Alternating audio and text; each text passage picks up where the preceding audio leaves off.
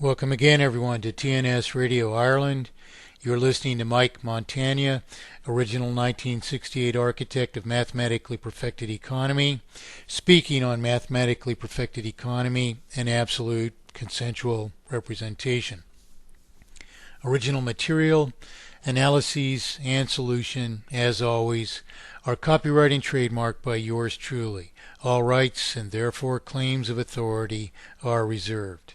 Archives of this program can be downloaded freely from perfectedeconomy.org/FTP. Copies can be distributed freely only so long as the entirety of this program, including this copyright and trademark notice, remain intact. Much thanks to the band Q-Ree of Chicago, Illinois for Patty Ryan's Despair. Find their music at qree.com. That's spelled C-U-R-O-I. Good to have you with us again, Mike Montagne. We've got Ivan, Belastinko again over there in the UK. We're going to be speaking about a few different things today. The main thing I wanted to cover was this Ben Gilroy's presentation at this Irish eviction, foreclosure eviction, which was stopped by citing Constitution, I believe, Regulation 40 or Section 40. Anyway, got Ivan here today, and wanted to start out with, we've had quite a few split controversies here at TNS over the past few days. I'm not going to mention some of them because some of the behavior is ought to be long. It belongs below the radar here. We've already dealt with it, and the rest has somewhat ugly implications for our future, unless we can agree on what our problems are and what their solution is. Now, that's why this, some people may presume, I think most people don't presume anything like this, that, I'm just a nasty guy and that's why I challenged Roger Hayes just a few days ago. But what we really need to get at here is the matters at hand and how are we going to go to court. This pertains to this Ben Gilroy eviction event of just a few days ago. You all heard Roger try to explain that what's wrong with interest is that it's not created. Well, I was unfortunately I was going to pre-record my program today, but I had some important calls from some people who are instrumental in the let's say political organization and related affairs today, and until a few minutes ago I was busy on the telephone.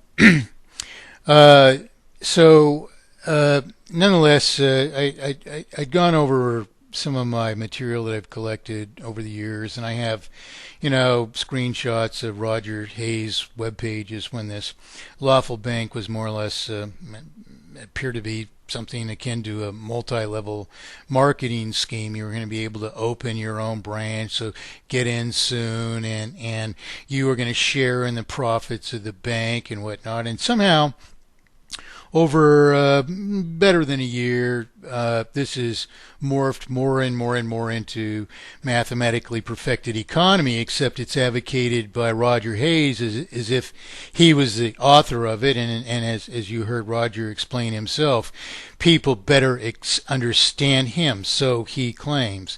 In fact, another TNS host actually came at me with that proposition that we need to explain this in a different way. They didn't suggest how, but somehow that Roger was more understandable just because he claimed to be so. Well, now, if somebody claims that what's the problem with interest is it isn't created, If we were paying attention to the monetary reform movement, we would understand exactly where that came from. Who's the first person to introduce that proposition? Well, it wasn't Roger. The first I heard it was Ellen Hodgson Brown, and it comes from Ellen's own obfuscation of my thesis of inevitable failure, which doesn't at all hold that it's because interest isn't created. And what Ellen was doing was she was promoting the idea that the interest needed to be put into circulation too at the time of the loan, is what she was advocating, but which wouldn't be the actual solution if this was a solution at all, because you'd only need it in circulation down the road when it was spent out of circulation. So that isn't necessarily when you would introduce it at the time of the loan, but she was advocating spending the interest into circulation so it could be paid out of circulation, which is preposterous. Because the person that discovers what's wrong with interest discovers it through the root of unraveling this obfuscation of the currency, which shows that the bank has no rightful claim not only to the principal, but not to the interest either, because the banking system has no property at stake. There is no risk. We are not borrowing money from banks. And these arguments, therefore, are imperative to going on and protecting our properties from foreclosure, from bankruptcy, from failure of our government, from purported austerity, which we can't even succeed in because we cannot pay off the debts. We can't even pay down the debts of the federal government. No country in the world is in any situation where they can do that. Why? We have, for instance, Ronald Reagan here from the first of the 1980s, reduced federal tax rates 10% per year for 3 years, claiming that would balance the federal budget.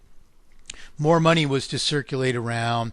Business would be able to pay a greater volume of taxes on a greater volume of commerce because government was stealing less from them. Well, they found out he didn't succeed in that. And I explained why they wouldn't succeed in that to the 1979 Reagan campaign. And the reason was, and the further escalation of private indebtedness would make it less possible for commerce to transpire. So that additional commerce wasn't even going to happen. And indeed, it didn't. Right? So Reagan accumulated, it was already obvious, I predicted that he would accumulate far more debt than any president before him, which is the general trend of multiplication of falsified indebtedness as ever-escalating sums of periodic interest are borrowed back into circulation, or in the case of federal overspending, are spent into circulation, merely to account for what were this ever greater sums of interest that we're paying out of circulation. So we're borrowing it back either privately or through federal government as an ever escalating sum, escalating itself at an escalating rate of ever greater sums of periodic interest on an ever greater sum of debt. So this is why the Reagan administration, when all these failures were obvious, was, they called me and they wanted to know if I could predict this failure accurately somehow, and I explained, well, we could basically calculate exactly when it would happen by creating computer models which simply borrowed the interest and principal we're paying out of circulation back into circulation until we accumulated such a sum of debt as exceeded our ability to service it from the circulation any longer, which therefore would destroy our creditworthiness to borrow further and precipitate in the final stages of the failure, which would be rapid deflation. So they asked me to produce the models.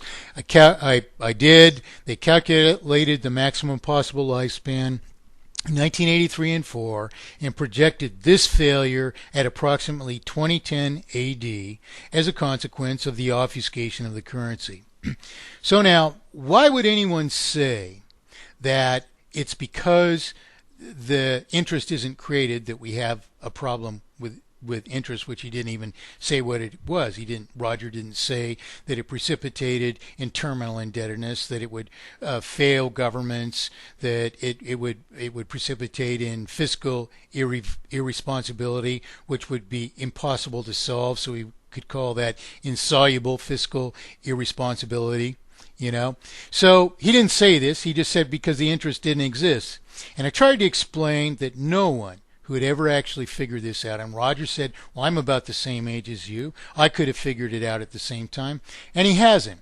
In fact, I was listening to a recording of Roger speaking to a group within the past year where he's explaining that he's studied this for 35 years, which is 10 years less than I prescribed mathematically perfected economy, and that only 2 years ago did anyone have this sorted out in any such way that we could understand it. He claimed in speaking to his audience that you wouldn't have understood this if I tried to say it 2 years ago.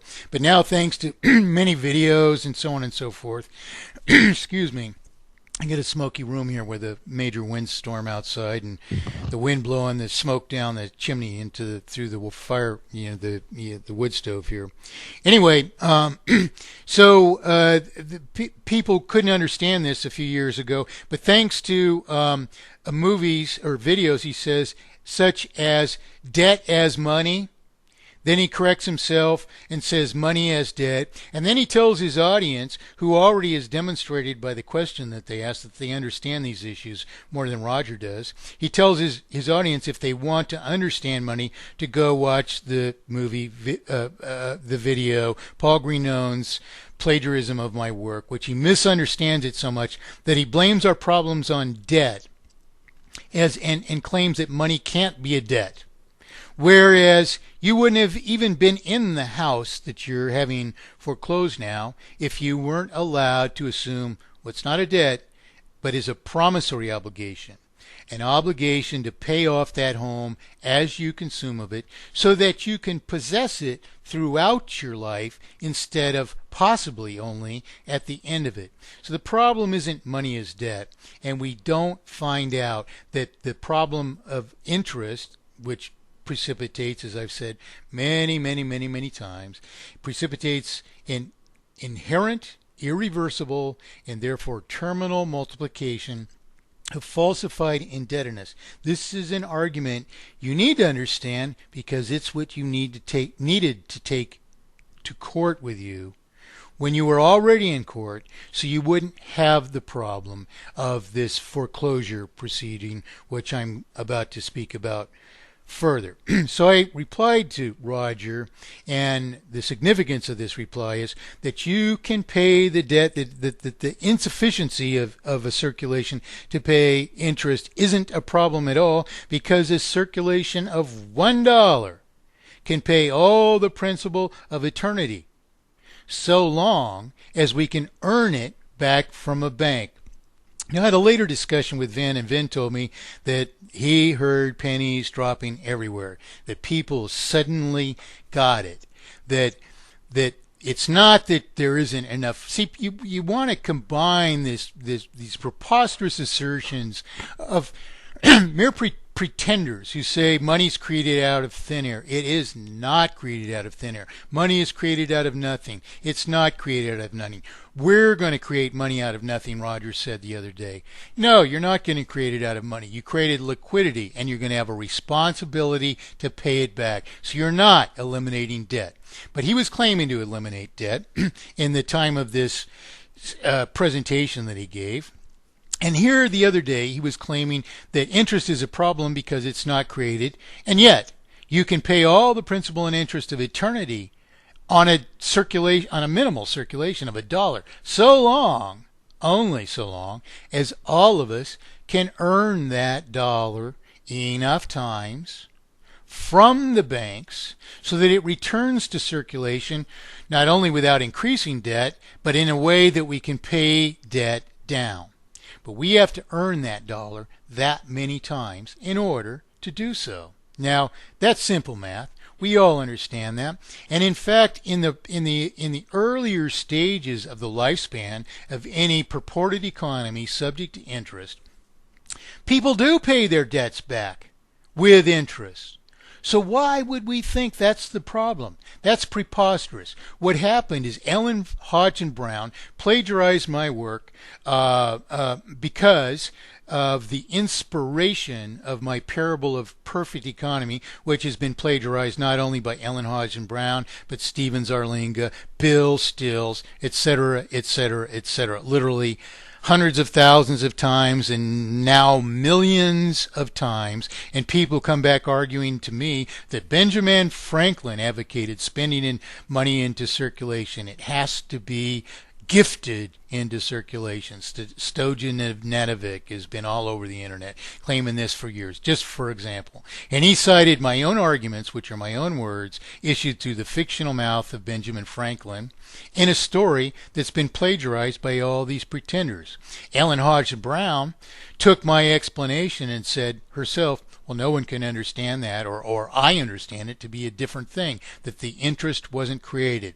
And so not only did she utter a mistruth by obfuscating my work into her pretended discovery, that discovery doesn't even exist, because it isn't the fact that the interest isn't introduced to circulation in addition to the principal. It's that we can't earn it all back from the banks. This is the thing we all have to understand. And the reason we have to understand that is here these people are being foreclosed upon. Well, if you listen to that event, the sheriff said, well, did you ask these questions when you borrowed the money? And the Ben Gilroy said, well, we're educating him. He wasn't educated now. We're educating him. And his domain name is freefromalldebt.com. Can he possibly understand what the arguments are then? No. There may be some constitutional argument that this guy didn't have some authority to perform the foreclosure at that very moment. But that's only been forestalled, because now that foreclosure's got to go back to the court and they have to decide something somewhere. Now, this sheriff might have said to himself, you know, fellas, those people were all excited, you know, and before we got them too excited, there was only 3 of us. So I decided we come back here, and the next time we go, we're going to have to go with 50 guys. You know, that's how we're going to perform this thing. But what are we going to do? They say this is against the Constitution. So I read it today, and it looks like it may be. Okay, but then again, if the judge signed the order and I performed it, it would be the same thing. And it's my duty to interpret this as a judge would, and I deem that I'm within the rights of the law, and they don't have any real legitimate philosophical objection to this even, because there's a debt, they're in default. What you're asking that sheriff to do is to resolve the situation. He's got to say, well, they claim there's no debt. How can there be no debt? They assumed a debt. They fully know that. They signed a contract to assume a debt. They fully know that. What's more, can we allow them? Would we want a society? Could we possibly serve ourselves if we could all just acquire our each other's production, those few of us who might produce under these conditions, by simply signing a piece of paper that we would pay for it when we won't? That's what you're asking if you're saying you don't have a debt. And that's why these arguments are so important. First, Mike, can I just jump in there on the sheriff thing that you just mentioned? Well, let me finish this because I'm on a little bit of roll here. I want to go with this. Okay. The problem here is you're asking the sheriff to resolve all these things. Now, you do have a debt. You're not able to pay for this debt, and you probably got a gut ache when you wrote that piece of paper when you signed it, because you knew that you were going to pay whatever it is, depends on the rate of the interest and the term of the loan, but maybe it was 3 houses, 1 house in principal and 2 houses in interest. Maybe it's 1 house in principal and 3 houses in interest, or 4 houses in interest. Whatever it is, you're going to pay 3, 4, 5 houses for a house to an entity which, if you had educated yourself at the time, you would have found that that entity gives up no lawful consideration commensurable to the debts which it therefore falsifies to itself. The debt is not to the bank, but it's restored then to it remains what it is, a promissory obligation, an obligation to only pay the principal. You haven't really borrowed it. You're actually convicting yourself to contributing so much to the pool of wealth so that the real creditor who gave up the house for a promissory obligation can receive according to what they've given up from your not only your production but what all of us are contributing into production, and your commitment is to the extent of the principal.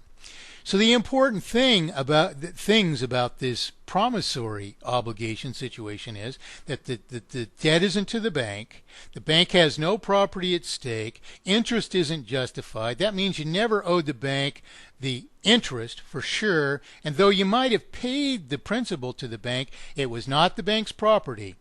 Because as I've explained in Parable of Perfect Economy and in many of the other programs, a promissory obligation only represents value so long as it remains a commitment to pay to deliver so much value to the overall pool of wealth. When it's fulfilled, it no longer represents such a thing. It's canceled from existence. It's retired from existence. So the payments of principal aren't the bank's property, but we might rightly, nonetheless, delegate the authority or responsibility to the banking system to retire our payments of principal. But that doesn't enrich in the bank. So here's the problem then. That's the right resolution of our matter. That's what our debt should be. And if you claim that's what your debt should be by the arguments that we provided for over a year now in detail, over and over again, many ways, then you can prevail, because that's the only right state of your debt. Now, here's the other thing about this. These people who are being foreclosed upon, they intended to fulfill that debt at one time. They intended to fulfill that debt until they couldn't fulfill the debt, because this multiplication of falsified indebtedness by interest has precipitated in a global monetary failure. It's happening in the United States. Just a week ago, the San Francisco Chronicle published that 88 million people of working age are out of work in the United States and have given up the hope of re-employment. 88 million. That's over 40% of the population. That qualifies as a full-blown depression, ladies and gentlemen. And 10,000 homes a day have been going into foreclosure here since approximately 2005. So, it is very important to understand then, not that we have a problem because the interest isn't created, but that this obfuscation of the currency forces us to maintain a vital circulation by perpetual further borrowing, because it's impossible to earn all that from the banks, because the banks, there isn't that much to own, and there isn't any plausible way that the bank wants to appear or overtly to be simply purchasing so much of our production as they're publishing money. You see, we would associate that then with a crime. We would see that, my God, they're just basically counterfeiters, and they have to buy our debts from us immediately so that we can continue to service whatever costs they impose on us. So that we buy a house, we assume a debt, they buy it from us immediately so that it doesn't multiply debt into terminal debt, and then we pay so much rent as we would have or more than a mortgage. The problem is that this multiplication of falsified indebtedness causes the inability of these people to service their mortgage anymore. So the banking system is at fault for precipitating artificial conditions which prevent people from even servicing their debts any longer. Now that we're suffering this global failure, we realize, we have to educate ourselves. But that isn't because there's no debt. We haven't realized that there's no debt. There's no fact that there's no debt at all. There is a debt. But so, understanding the obfuscation has done something. It's imposed terminal conditions on us. We cannot persist in servicing our debt. We aren't persisting in servicing our federal debts across the world. Every federal government, every state, provincial government is in deep trouble around the world. They're far beyond possibility of return to solubility. Far beyond it. And they can't be restored to solubility under this system because it can only multiply indebtedness all the further so long as we maintain a circulation in any way that's available to us. So the banks have caused the failure. They are in fact responsible for this person not being able to pay their debt. So then, if we resolve the debt to what it should be, what are we going to do? We would count all prior payments of interest instead toward principal, and we would impose this obligatory schedule of payment, which was the other thing that mathematically perfected his economy is two things: an eradication of interest. Roger couldn't explain why or how. Okay. The other thing is an obligatory schedule of payment, and he claimed we should just pay the house off in 25 years. And he says at the end of the day, it's all the same. Well, sorry, not even close. If the lifespan of the house, he claimed mathematically perfected economy had a fault because you couldn't determine what the lifespan is exactly. You don't have to determine what the lifespan is exactly, and I've never advocated determining what the lifespan is exactly. What you want to determine, and this is defined in my glossary of terms, has been for more years than Roger could even baby talk about all this stuff. It's defined under the term proprietary determinant lifespan. All right. And what a proprietary determinant lifespan, it's a complicated definition, necessarily so because it's a legal state, which allows you to finance gold. Well, you say gold has an infinite lifespan, so, or virtually infinite, So, how could you possibly finance it? Because there would be no payments. Well, you're right. But we only finance it for certain conditions of holding for a certain amount of time. For instance, an industry that buys gold to use in, let's say, electrical conducts of some computer hardware is allowed to purchase the gold that it will need, but it's only financed under mathematically perfected economy over a proprietary determinate lifespan. And I've already explained this on TNS radio. You can go back where some fellow from Idaho Republic, a political party over here, asked me that question. I answered it live. Okay, so it's already on a TNS broadcast, the answer to it. But anyway, so the gold is financed for how long that company has to hold it, for manufacturing and to get it onto shelves of distributors, and then over a reasonable time that it might be sold.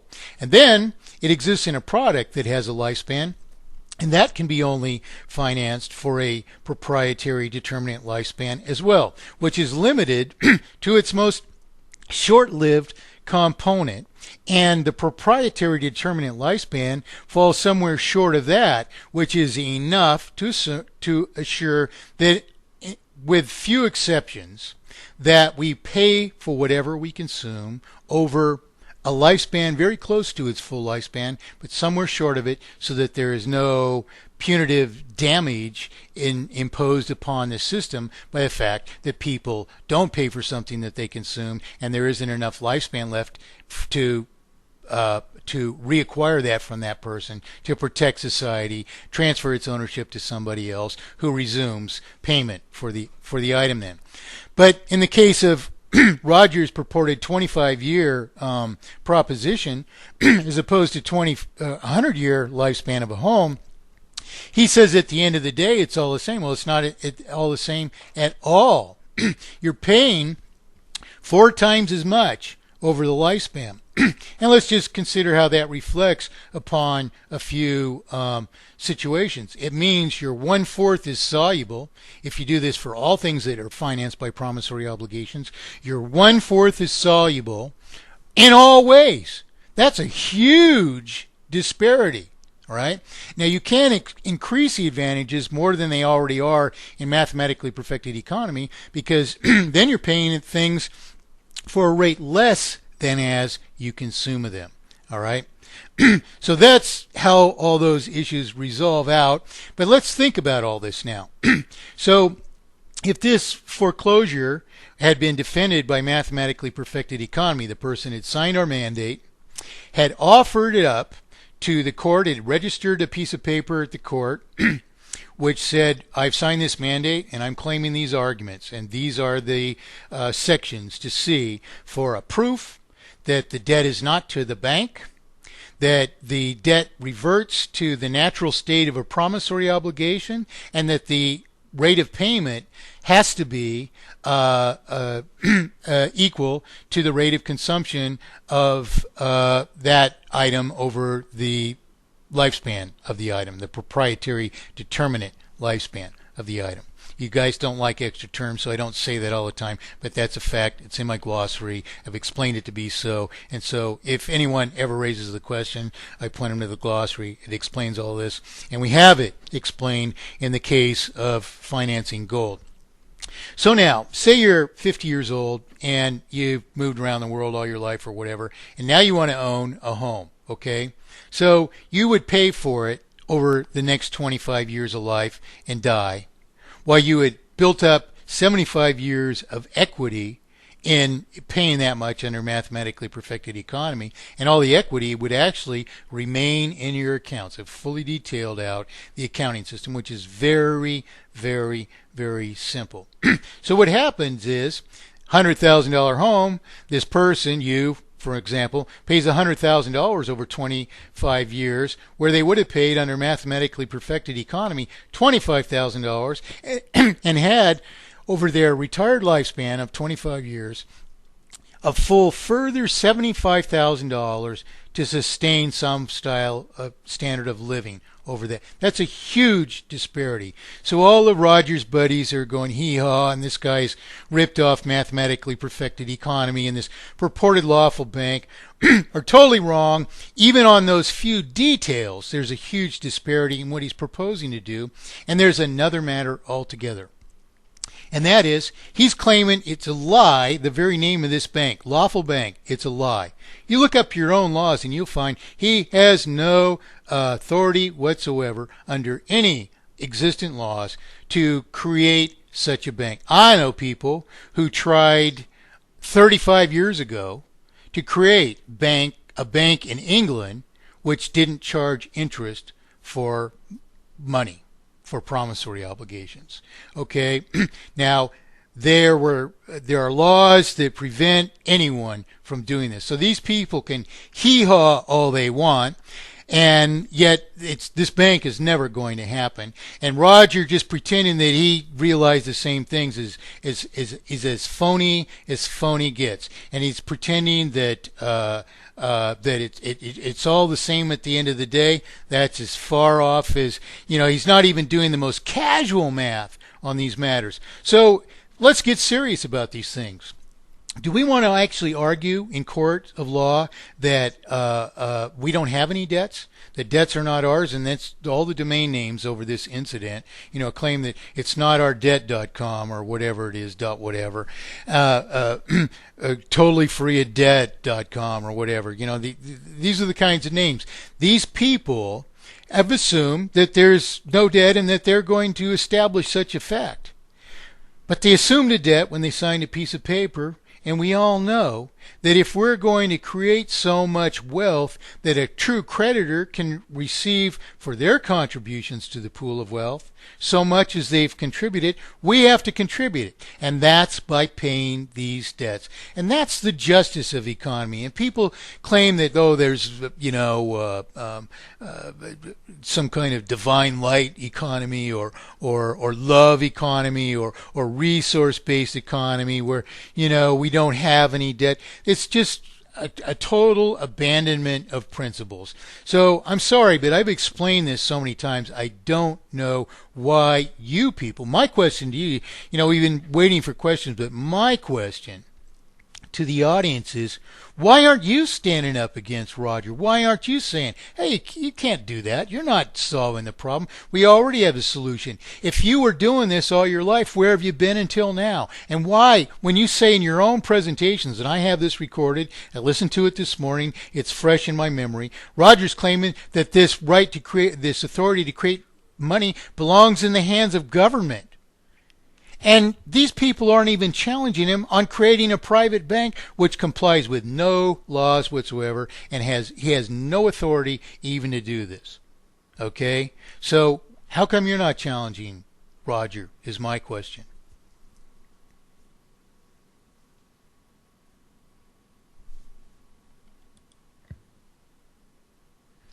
You there, Ivan? I'm still here, yeah. Yeah, so that's pretty much sums it up, doesn't it? With regards to the lawful bank. And just on that point about the sheriff, and you know, I told you before that I mentioned in the chat box as well that if our arguments are that there is no debt and we can just walk away from it, well, if you think what's going to happen further down the road if all of us will start doing it. First of all, you know, other people will be facing whatever we abandon. That's first thing, you know. And the second thing is it's like an accounting fraud, you know, because if you're aware that even if you don't really understand this, but you are aware that something that you agreed to, you're now abandoning, and you know, I've mentioned in the chat box that it doesn't take much to figure this out. So I mean, you can, you know, you can easily think that whoever is checking TNS, and I mean by you know, the current administration, I don't think it's going to take much time for them to figure this out. You know, how they're going to approach this whole situation with people who are walking away from the debt. You know, so we can't really prevail in this argument because.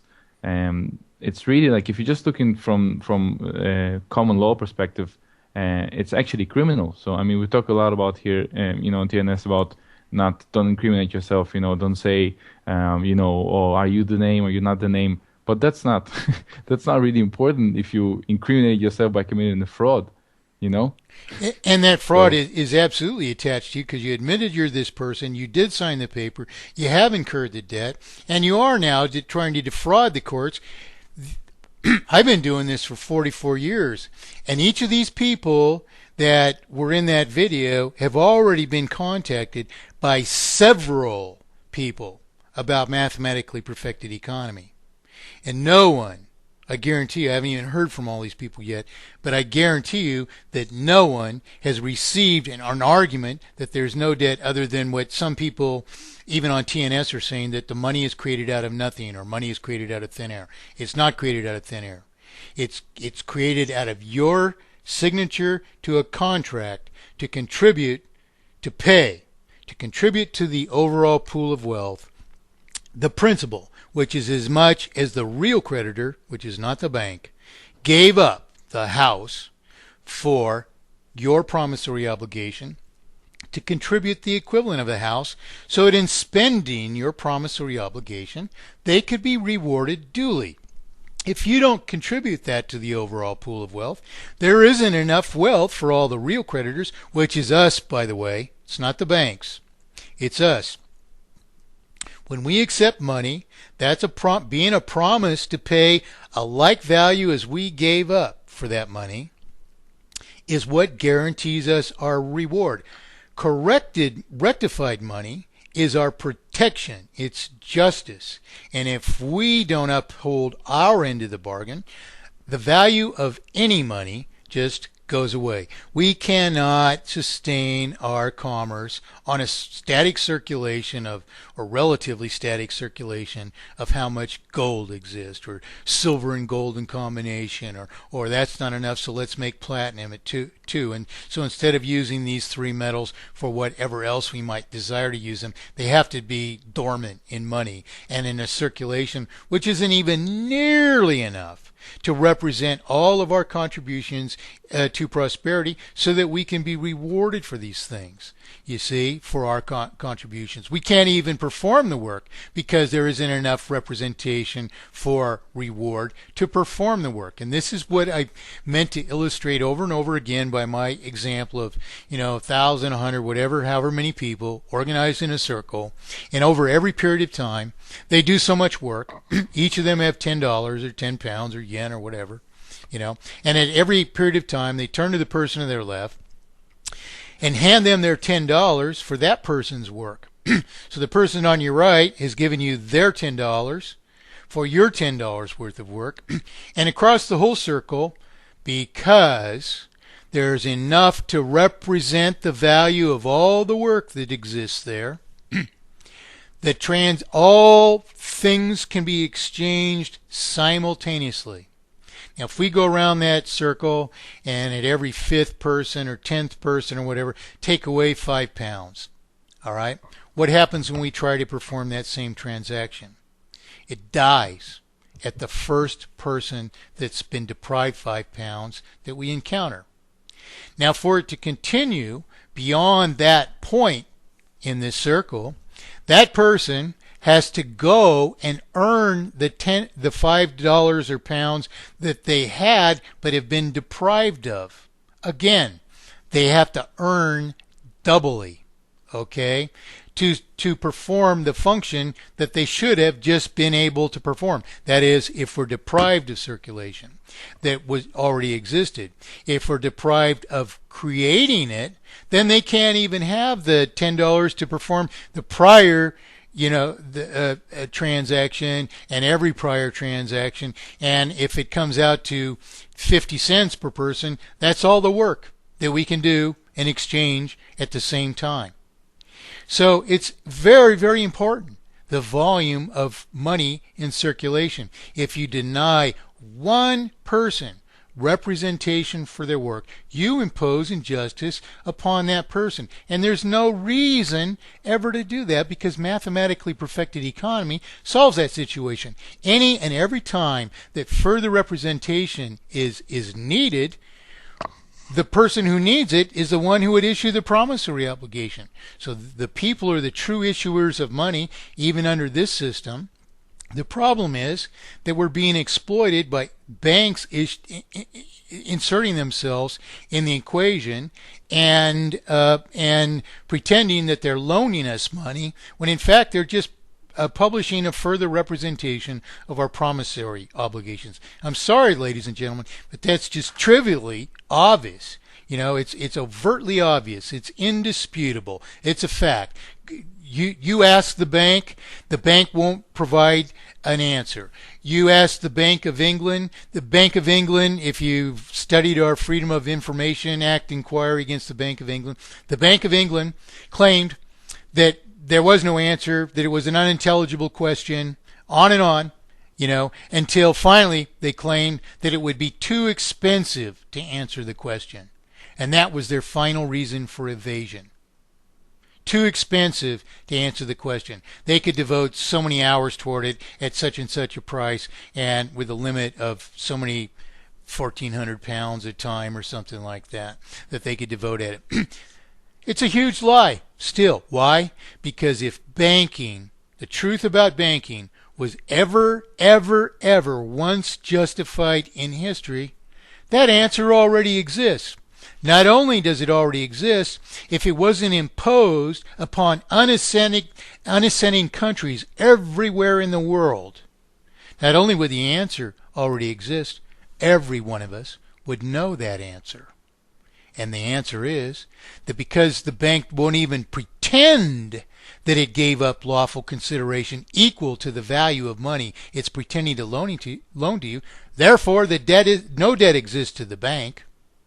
And the bank is just inserting itself in the equation, publishing further representations of our promissory obligations, which at negligible cost it creates and then pretends to loan to us, laundering the principal into their possession, and then multiplying that into a terminal sum of debt by imposing interest, which forces us to maintain a vital circulation, because out of the principal, the circulation, we're paying principal and interest. We can't even persist in the initial debts of such a system unless we borrow the interest and principal that we pay out of circulation back into circulation. So we're paying principal out, borrowing it back as new debt, making it mathematically impossible to pay down any prior sum of debt, and we're paying interest out of the circulation, borrowing that back as new debt, thus increasing the sum of falsified indebtedness to the banking system by so much as ever greater sums of periodic interest on an ever greater sum of debt, falsified debt, until at an inherently escalating rate we suffer the present terminal failure, which is why these people can't pay their mortgages anymore. And why what they really need to discover is not that they don't owe a debt, because they do owe a debt. They owe at least the principal, and they owe that to the real creditor, not to the bank. The bank could be the entity which retires it from circulation when it's paid. We could delegate that responsibility to a private entity. I wouldn't advocate doing that, but I'm saying it could be done that way, and it could be done legitimately that way. If it faithfully performs that obligation instead of laundering it into its possession, which is something we'd certainly want to, impose some checks and balances on. But the right place for this is government, which is why, again, Roger Hayes shouldn't be creating a private bank if he understood these issues. Roger said so himself.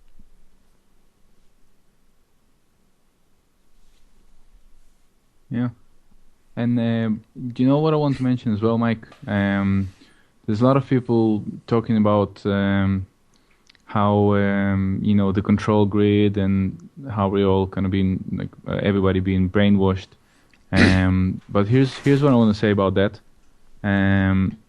We here, everybody on TNS, we obviously are aware of this grid, and it's easy to see how how the fact that the money is being how the monetary system is set up at the moment, that everything is affected by it. So everything is affected by money,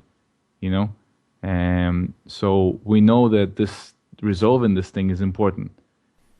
So even if you just take all the people that we have here in the so-called truther movement, we essentially running around telling each other, there's all this control grid, yet we know that we need to resolve it. And so we're submitting to it when each of us, particularly people like Roger Hayes, and I'm talking to you, Roger, when people like Roger Hayes take solution, steal it from somebody else, which is an issue, pretend all this authority justifies creation of a private bank when his own presentations, which advocate that the place should be government. This is how phony and hypocritical all of this is. But when we all just splinter off 1,000 different directions, claiming money is created out of nothing, money can't be a debt, money has to be gifted into circulation, the interest has to be created and spent into circulation with the principal, all these phony people that have taken solution and compromised it into something else have only divided us. And the very fact, that we need to have these discussions if we're ever going to resolve all these issues, and that more issues crop up every day than we can possibly resolve, is really the people's fault. We're not standing for sovereignty if we're claiming we're controlled by chemicals they're putting in. I drink water. If there's fluoride in my water, I'm drinking water. There's chlorine in my water, I'm drinking chlorine. I filter my water. But what is the solution? This is something that, it's all the same at the end of the day, Roger said. Paying for a house over 25 years is the same as paying for it over its lifespan. I mean, I use 100 years as, an example that makes the math easy, which is relatively realistic. But if we did this under mathematically perfected economy, we might build houses that last 200 or 300 years, and to just ignore the fact that, the math is way different over 25 years as opposed to a 100-year lifespan, and claim it's all the same because he's eradicated interest because it doesn't exist. I mean, sorry, this is so stupid. And if we're grown-up people, supposedly, put those two words, grown up, in double quotes, But if we think that we're going to prevail in courts of law, where a judge should be of pretty much impeccable intellect, and we think we're just going to assert that money's created out of nothing and we're going to prevail, or we're going to assert that there's no debt because money is created out of nothing, or we're going to assert that there's no debt despite the fact that we signed a contract assuming a debt, etc., etc., etc., and we're going to prevail somehow, when in fact we are gypping ourselves, the real creditors who gave up production for money, are compromising ourselves because we're denying ourselves the wealth that we need to collect with that money if our contribution to the pool of wealth is justified.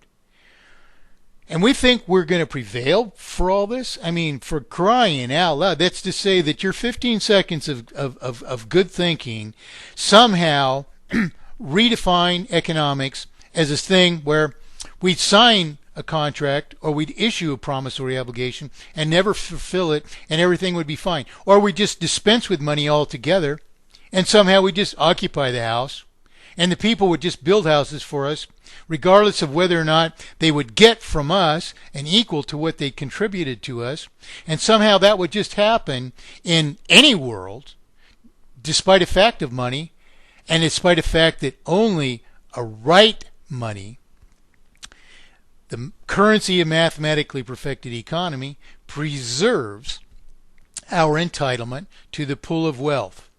Now, people can say, well, I'm so spiritually evolved, I call myself divine light, and I would just contribute, I would just go on producing and people would just give me materials to produce and people would take my production and I would take other people's production as I saw fit, Well, we'd find out very quickly, as we always have under communism and socialism and capitalism as well. Capitalism is mutually exclusive to mathematically perfected economy. It's another way of defrauding people out of their possession, their rights, their entitlement. So through a banking system, purported banking system. It's not a banking system at all. They're the modern money changers. And, so if you're more spiritual and we don't need money, when Scripture said, that the love of money is the root of all evil, and you're going around saying money is the root of all evil, and the only money that you know and don't even understand but claim to understand yourself is the purported money of the very money changers, claiming that money is wrong because it was purposely manipulated into a device of dispossession, terminal dispossession, by purported bankers who are just modern day money changers. You're the problem. You're the problem. And these people, want to, undo all the work we've done here for a year on TNS hit me in the back of the head when I'm not looking or something, and there's some pretty nasty things that are going on about this in the back rooms here at TNS and everything, come out of the woodwork and debate this, prove that your concept of, there's no such thing as a just money, prove that money doesn't protect the people's entitlement to each other's production. Prove that it would just work. And there's so many cases in history, I don't know why any kind of, reasonably responsible or diligent person wouldn't, conjure all these examples up and realizing, that's not going to work at all. I'm the electricity company, everybody's just going to continue to maintain it, despite the fact they might do something else. Everybody's not going to want the house of the best carpenters produce instead of the others, and so the others' production is going to go, unconsumed. These are the things that money can straighten out when and if, and only when and if you straighten out money. And when is money straightened out? When it represents our production and could be redeemed in our production and the production that we choose. And that means that I don't just claim that people are going to choose to consume my production. You know, if I build the best bamboo fly fishing rod in the world, yeah, a whole bunch of people would want to consume my production. A lot of them would have no appreciation for it, wouldn't even be able to fly cast or fish or whatever, and they would want them because they're beautiful or whatever. You know, and they might be willing to give me up their production. But I want people who appreciate my work to consume my work. And those other people that are building rods, you know, they're available and you can only get so many of mine. What's going to force people to consume these things? Oh, we just do all this somehow. You know, these same people, Peter Joseph and whatnot, they're claiming that, you know, people who didn't use money are the most prosperous in the world. Incas, for instance, they cite, you know, and you go and read these articles and they show that it was basically an early form of communism. And that the ruler decided how much possessions each family could have, and that was it. You didn't have any more prosperity than that. And that's in the same article that claimed that these people prospered like no other societies in history. You know, it's just a dream. So what allows us to prosper as much as we're capable of? A virtually unlimited supply of representation for work we intend to do, which ensures that we have reward commensurable to the work. No exploitation whatsoever. This is why free enterprise compels us. If I want a house, I build a house. Somebody doesn't come along and say, oh, Mike, I like the house you built. Thank you. I'll just occupy it. We're all sharing. We're all loving. We're all made of divine light. And this is my house now. Thank you, Mike. So what do? I go build another house. And as soon as I finish it, you know, somebody else comes along. Well, thank you, Mike. I'm another divine light being. You know, it doesn't work that way. You know, it's never worked that way. But the fact of the matter is we can resolve the issues of money. There are singular solution for each of the three categoric faults that I gave, which are inflation and deflation, circulatory inflation and deflation, systemic manipulation of the cost or value of money or property, and inherent, irreversible, and therefore terminal multiplication of falsified indebtedness by interest. And that solution is simply a restoration of the universal right to issue unexploited promissory obligations subject to an obligatory schedule of payment retiring principal at the rate of consumption of the related property. Period. That's mathematically perfected economy. Invented 45 years before Roger pretended that people understand him better because he describes the problem of interest as being it doesn't exist. You know, if you all don't see through that, there's no point in me speaking to you. And actually, there's no point in Roger speaking to you either. Because if you think he made any sense at all, you have something very seriously wrong with you.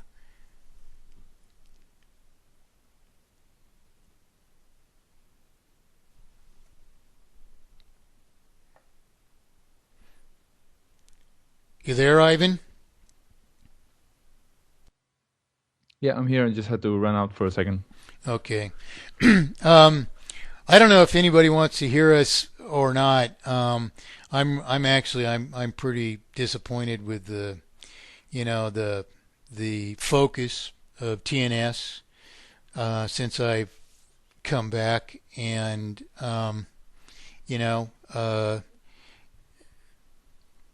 I guess I don't know. What do you want to talk about? Have you been visited by any aliens lately, or you know? I had a giant rooster that lit up the sky last night. You know, hovering over my house. You know. Really? Was Oh that yeah, like a giant rooster. Yeah. Which planet was that from? I don't know, but Roger Hayes was driving it, and I could see Roger up there. Right. I got a question from Pondi. Sorry, Pondi. I was just outside, so I haven't seen it. Let me just read through that. So, right. Can you just post that? There's a few questions there, Pondi. If you just post it again, or maybe in the chat box. But Pondi was asking about a few of the people he knows that are struggling to, but we know what people are struggling with now. But basically, they've been taken to court. And what I want to ask, actually, until I get a reply from Pondi there, can people go ahead and argue MPE in court before the mandate is in place? Sure they can. It makes sense. Sure they can, but the whole damn reason, you watch. I really have 44 years in this mandate. You watch, and I release that, and that'll be the next thing that Roger Hayes will be doing, and 1,000 other websites as well. And each one of them will have to change it and make it sound like they invented it, and it'll all be different. And those differences, the reason I'm after the truth here is the truth's the only thing that can save us.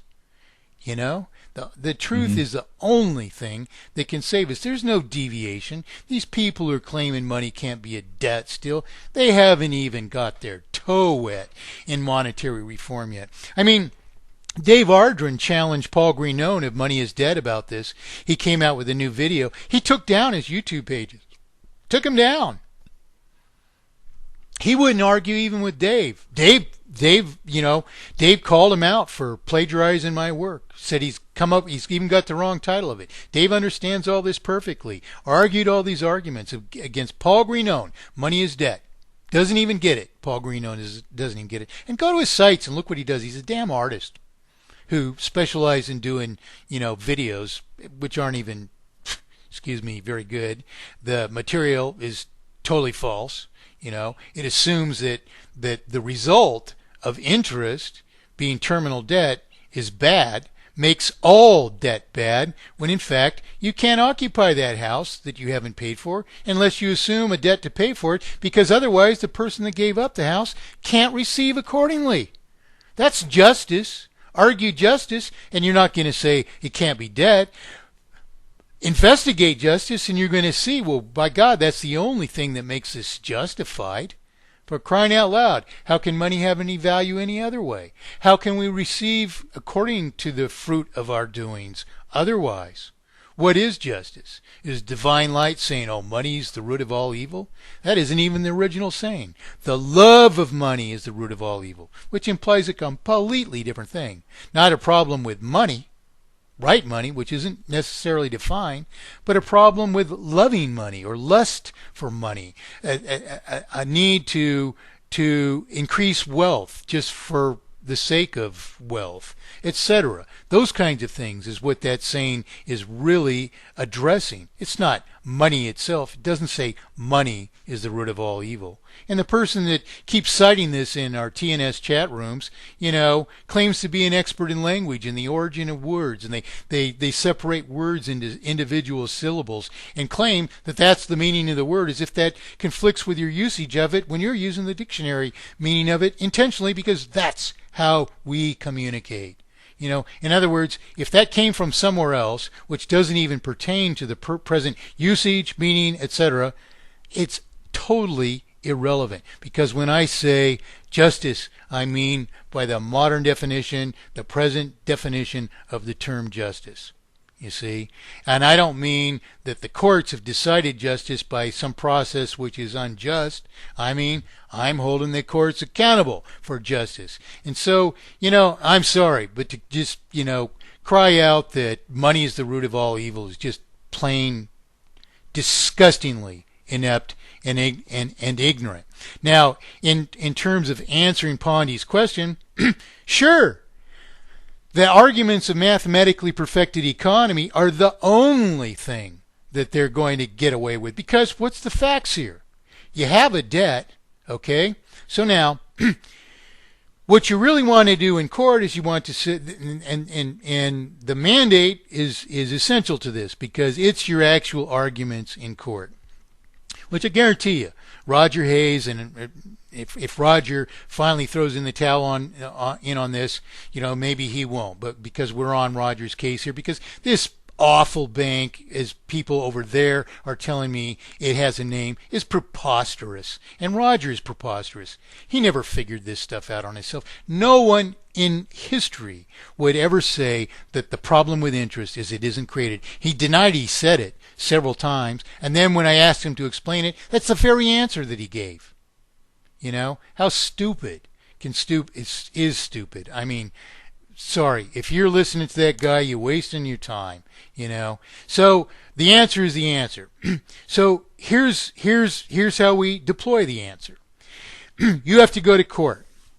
What you want to do is I understand you did a show where you played one of my brief broadcasts where we summarized all these things again.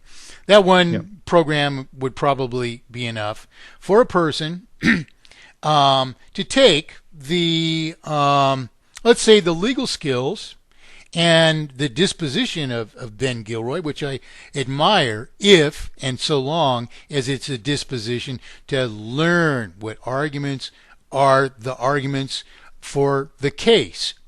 Now, if you shot somebody, if you're a murderer and you shot them and you killed them and you did this deliberately, no argument can save you. All right? Now, in the case of economy, we have such a situation as this. Economy is a lie. It's a purpose lie. It was imposed upon us despite public resistance everywhere in the world. It's never been justified, or the Bank of England would be able to say, oh yes, we gave up lawful consideration equal to the debt we claim is created when we merely publish further representations of your promissory obligations. They don't have that argument. And the reason is that they're trying to persist in a deception which you've just burrowed into the bottom of. Now, suppose that question is taken to court. I'm not saying suppose it is. I'm not saying this hypothetically. I'm saying it rhetorically. Obviously, that's a question which is pertinent here. Because if I loan Ivan a glass of water, which Ivan consumes, but that glass of water wasn't mine, I took it from somebody else and pretended only that it was borrowed from me, and that Ivan had to pay me 3 glasses of water in return, and I kept all of this, well, there's a problem. Because the accounting's not right. Okay? So, what's wrong with the accounting means that the debt isn't to the bank. The debt isn't to the bank, although the bank could be charged with the responsibility of retiring our payments from circulation. Therefore, we could pay the principal to the bank, but it's not owed to the bank. And when the bank receives our principal payments, it's to do one thing and one thing only with them, because the fulfilled principal, the paid principal, cancels the value from that money forever. Because it's fulfilled. It's evidence that we paid the principal of our debt to the real creditor. You've got a lot of feedback coming from your end there, Ivan. And so the principal is retired. It no longer represents value, and it's no longer the property of anyone. And that's the point of my parable of perfect economy. So listen to my January 14th broadcast again.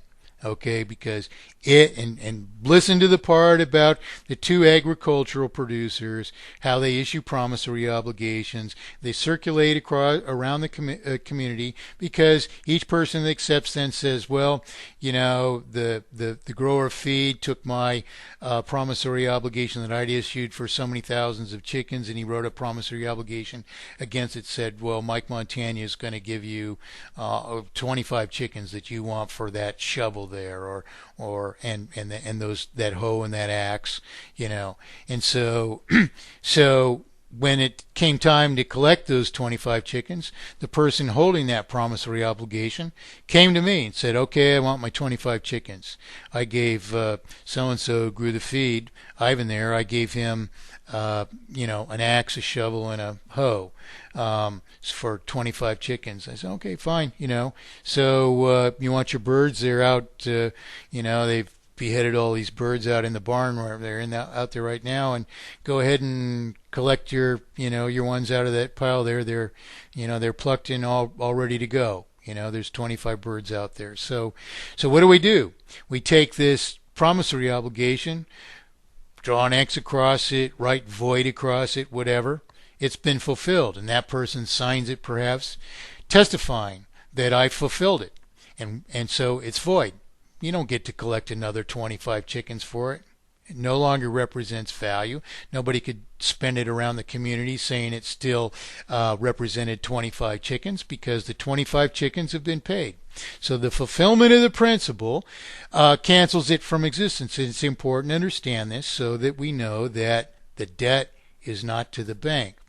But then understanding the obfuscation of the currency, which we explain in court, which the mandate explains in such exacting and unequivocal and irrefutable legal language that you would actually present the mandate in court, citing the sections of the mandate as proving that the debt wasn't to the bank, that its rightful resolution is to count all prior payments of interest instead toward principal, and to resume a schedule of payment equal to the rate of consumption of the related property. All these arguments are irrefutable arguments, are in the mandate. And you just are going to file a piece of paper with the court that cites those sections of the mandate, and you might also provide the court with a printed copy of the version of the mandate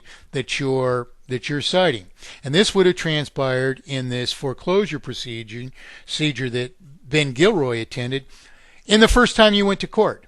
In fact, I would be more preemptive about this. This is what we're advocating to do in the mandate. Is you sign the mandate, you print out our these additional forms, and you file one with the courts, with the district attorney, with the sheriff. All of them know before you're ever even foreclosed upon. You're keeping up with your payments. In fact, you're employed today. You're perfectly fine. Okay, you can list on an attorney, but you've been listening to this guy, Mike Montagne, and you see the math here, and you see that the system is going to fail, and you realize, hey, my company could go down tomorrow, if things hit the fan. So you realize all this. So you sign the mandate, and you issue all these forms to these different entities, including your bank. And you go down to your bank. So Pawnee would go down with one of these people that he's helping. He'd say, okay, here's one of these. They take this form, which cites the sections of the mandate, which prove that there is no debt to the banking system. However, there is a promissory obligation. I signed. The bank has no rightful claim to the principal. The principal never represented rightful property of the bank. Therefore, no property of the bank was ever at stake. Therefore, the bank has no right or authority to impose interest either. Therefore, all prior payments of interest should be applied instead toward principal. And if the bank claims a right to issue its irredeemable promissory obligations as lawful money, that being a private entity, as Roger is proposing to create, they have no authority that can be denied any other private person, because we live under a society of equal rights and authorities. Therefore, I have a right. So on the one hand, I'm sitting right now before you, and I ask you what the balance is on my mortgage. And they say, well, I can't tell you. We've had people coming in here from People for Mathematically Perfected Economy giving us pieces of paper all day long. And I said, well, all right, fine. You deny me even the information, what my balance is? Fine. So you bend over with a pen and you scribble out on this piece of paper, we'll pay to the bearer on demand infinity, And you sign it. You ask the loan officer to sign it. They refuse it. Pawnee's there with his camera. He's videoing this whole thing or recording it. And so you have a complete recording of the event that they either accepted or denied your fulfillment of their falsified debt by issuing a falsified fulfillment of like kind. You are issuing an irredeemable promise to pay. They issued an irredeemable promise to pay, a promise to pay that they made no provision to ever redeem themselves in anything of lawful consideration commensurable to the debt that they falsified. There is no debt to the bank. So if they're claiming a debt exists by the principles, it would exist. You have just paid the debt. Okay, so you've taken care of that, but this piece of paper likewise says that you're not claiming there isn't a promissory obligation. You're not claiming that that actually resolves your actual obligations. It only resolves your falsified obligations according to the arguments the bank itself is attempting to exercise. So you've handled it on those grounds. And the judge would have to consider that you have fulfilled the debt if the bank has such a right to issue money under the same conditions. Now, what you're also asserting in this piece of paper is that these arguments manifest in a fact of a remaining obligation, which would have a remaining balance after we apply all payments of interest instead toward principal, and then would have, if there is any remaining balance, the continuance of the rate of payment would resume at some point in time where which would correspond to the schedule of payment under mathematically perfected economy. Okay, so I explained that in actual words which pertain to it, but let's give the real life situation now. So this is, let's just say again, it's a $100,000 house with a 100-year lifespan, and under the present system, your mortgage payments have been $1,000 a month. Under mathematically perfected economy, they'd be $1,000 per year, 1/12 as much. All right, and this is general proportions that hold across practically any economy in the world.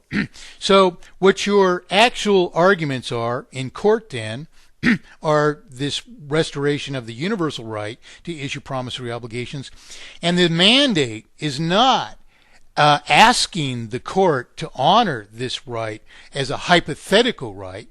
We are asserting our sovereignty, and Ivan's made this point very well.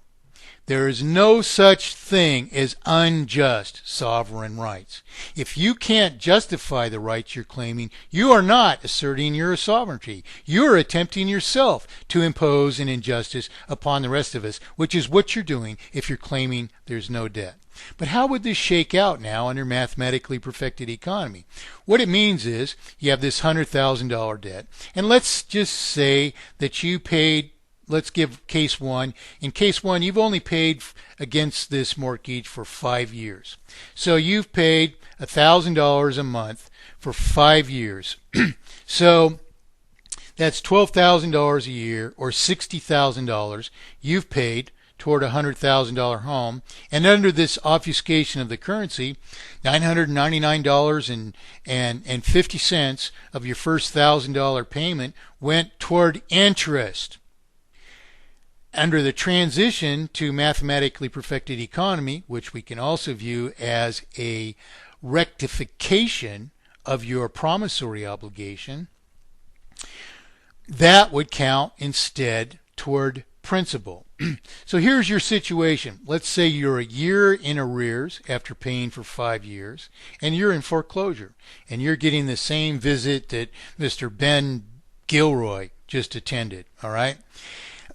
Now you're saying instead of that he's, you might argue likewise that he's violating the Constitution on the more or less trivial grounds that were asserted there. But there's far more important grounds which transcend any constitution, because we have contract law which upholds these principles that because the bank never gave up lawful consideration commensurable to the debts which it therefore falsifies, the debts don't exist to the bank. That's just an agreement with all contract law, because each side have to give up commensurable lawful consideration. So, how does this resolve? You've paid for 5 years, you're a year in arrears, and you're in foreclosure, and you might be in bankruptcy too, very likely, both at the same time. So, where would you be under mathematically perfected economy? you would have paid that equates to 60 years. You paid $60,000 toward this debt. You haven't paid one house toward this house yet, and the obfuscation of the currency is going to make you pay whatever, 2, 3, 4 houses. You haven't even paid one yet. So you have many more houses to pay for this if you try and work things out under the present system. Can't do it. Why? Because you can only assume further debt beyond an already terminal sum of debt just to maintain a circulation to continue servicing this debt if you could. And the reason you can't is because terminal indebtedness made it impossible for you to do so. Why? It puts you out of a job. It made the cost of things that you depend upon too expensive for you. So the banking system imposed the artificial conditions on you that we can't sustain the prosperity that we're entirely capable of in all other ways. Only the obfuscation of the currency has put you out of business. So your payments equal 60 years of payments under mathematically perfected economy.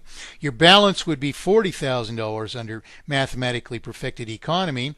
And being as you've paid for 5 years, it's 55 further years into the future until you get to a point in time where you would resume your payments under mathematically perfected economy. So you wouldn't make another payment against this house for 55 years. And when you do, that payment is going to not be $1,000 a month. It's going to be 1/12 that, $83.33 a month.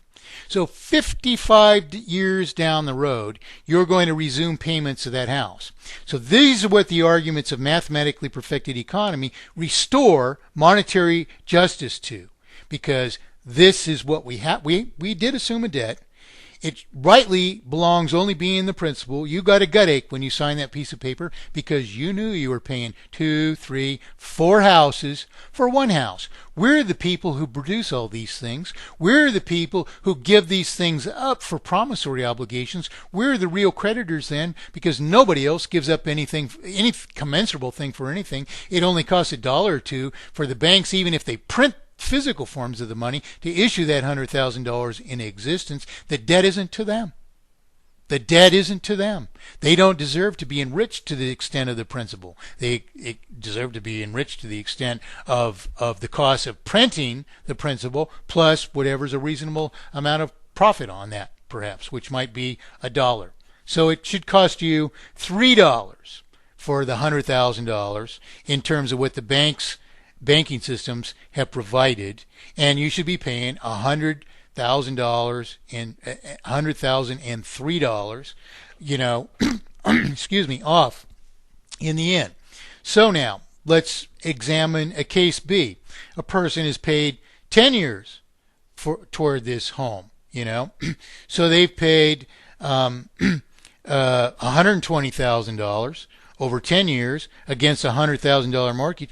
It's paid off. So now you're a year in arrears after having paid 10 years toward this. You're in foreclosure. The bank's going to take the house away and expect somebody else to assume a debt for it and pay for the house many times over yet again, which is totally unjustified, of course. And yet, if we transition to mathematically perfected economy, you would have paid for that house plus $20,000 already. So, as I say, most of the world's debt, particularly since government debt, is multiplied and multiplied and multiplied by overspending and central banks purchasing, securities, so-called, which is a huge lie. It's just defrauding the public through government in the same way that it's defrauding the public in terms of all of its private affairs in order to dispossess us into terminal failure. So what would happen is the government of Greece, if they were advocating this against the European Union, they would say, well, hey, these people are just issuing paper, so here's your paper. All right? If that's legit to pretend to loan us money, then from another country, then there it is back. All you do is have publishers of paper printing up this money and claiming that the people owe this. And indeed, they would have owned the original principal to themselves, and the ones who should have paid it or whoever consumed the services or infrastructure of government. But because of this obfuscation of funding, now we have a like multiplication of government debt into terminal sums of insoluble debt. So no, the most those debts should be the original principal, and the people's debts then is all the interest or dividends that we count against it, which have been multiplied from the original principal. So that's what the rightful debt of every government ought to be. It's the same equation as we do in court. So what people want to do is they want to rely on those arguments of the mandate in court. So likewise, they have to sign the mandate, assert it as their sovereign rights. That means that, and I'm putting this in the signature form. You can't claim money's created out of thin air and claim these arguments too. You want to go with some of these other TNS broadcasters who are claiming that money's created out of thin air. Then, all right, fine, sign their mandate or join their bank or go to Roger Hayes and have him save you, and see how much the rest of us want to deal with the currency that you're pretending, to establish by like principles which you only stole and have created a private bank around it without any charter, because there's no way to create that bank lawfully. Even under present English law. Sorry, it doesn't exist. It's not going to happen either. So do it one way or the other. But the arguments are simple. You have the obfuscation of currency has imposed artificial conditions of terminal monetary failure around the world, making it impossible for us to sustain jobs and escalating costs of sustaining a standard of living, which has put us out of work, made us unable to meet our mortgage costs. Why? Because we assumed credit card debt, which ballooned is likewise, and made it impossible to service all our debt. And next thing you know, people are claiming our property from us, and the story just unfolds owing to the obfuscation of our currency. So the only thing that protects us is to restore rectitude to the currency, and that is by this transition to mathematically perfected economy, which we can perform or execute on a personal level by claiming sovereign rights to mathematically perfected economy and absolute consensual representation. Nobody's ever justified banking systems to society. No one. It's impossible. They don't give up any lawful consideration commensurable to the debts they falsify to themselves. Then they impose interest on it, which imposes this implicit obligation to maintain a vital circulation by perpetually borrowing the interest and principal we pay out of our possession back into our possession, so we can simply persist in servicing the initial debts, which multiplies the initial debts by so much as periodic interest on an ever greater sum of debt until we suffer the present terminal failure, which is why we have to go to court, which is why we have bankruptcy, which is why we have foreclosure. So the banks cause this by something which is unjustifiable. We're calling their number, and we are asserting those arguments in court. So that's what you're claiming in court. Also, I would go to the bank and I would claim to pay the debt to the bank, the falsified debt to the bank, not making it very, very clear. You're not claiming the debt doesn't exist. You're claiming if it consists of the matter and arguments that the banks are asserting it consists, then you've resolved the falsified debt. However, a remaining balance of principal may exist after all payments of interest are counted toward principal. And if it does exist, their only rightful schedule of payment is the rate of consumption of related property. So use the arguments to justify that, because if you pay more than that, you're paying for more than you consume, and if you pay less, then you're getting something for nothing. So only the rate of payment of that we consume of the property as we is what maintains a circulation, which maintains this perpetual one-to-one-to-one relationship between remaining circulation, remaining value of represented property, and remaining obligation to pay just that much for the remaining value of represented property, which is the only thing that maintains an immutable currency, which therefore is the only thing that maintains the integrity of the contracts by which we have to issue currency. And why again is the promissory obligation the only reasonable vehicle? Because money has to retire from circulation in order to have that one-to-one-to-one relationship. And it has to retire at the rate of consumption of the related property. And only a promissory obligation does that. Gold doesn't do that, you know. And who should pay for that property? The very person who consumes of it. So all the relationships are right in a promissory obligation. The problem with the world today is only that we've allowed banks to exploit these by obfuscating our promissory obligations to each other into falsified debts to the banking system, laundering the principal into their possession, and then as if that was their possession and their rightful possession and it was at risk, imposing interest, which multiplies the whole thing into a terminal sum of falsified indebtedness, which completes our dispossession in terminal failure, which is what's happening. When that sheriff goes to the home, that's what he's faced with. So this is why I'm saying that Ben Gilroy has to learn mathematically perfected economy. And God damn it, don't go off and pretend you're the savior of the world all of a sudden because you're going to create another lawful bank or some crap like that. You know, we have one argument, and if these people aren't faithful to it, don't even tell them about it. Let them go and argue there's no debt. Let them fall on their faces. Why? Because these people are discredit to us if other people think we're advocating the same thing. And this guy Ben Gilroy didn't come up with this idea that money can't be a debt. This is a falsehood that was promoted by this idiot Paul Greenone, who's just a plagiarist. He won't even talk to me on the phone. I've never had a discussion with him. You know, he doesn't want to have the discussion Roger Hayes didn't want to have because Roger's as phony as Paul Greenone is. And they're citing each other as if, you know, there's no debt. Freefromalldebt.com. Baloney, you're free from all debt. Or it's not our debt.com. Baloney, it's not our debt. Baloney. But what's the rightful debt? Yeah, we have to pay for a house because that's the only thing that gives each other what we've contributed to ourselves. You know? And so that's it. Money is just if it's unexploited promissory obligations subject to this obligatory schedule of payment, which is the only thing that means immutable value, which Roger doesn't get that principle either. We've only got 3 categoric faults, and he got everyone wrong and pretended to invented them himself and arrived at the same answers, and they're not even the same answers, except he's eradicated interest, doesn't even know why, and claims the reason is it doesn't exist. That's as stupid gets.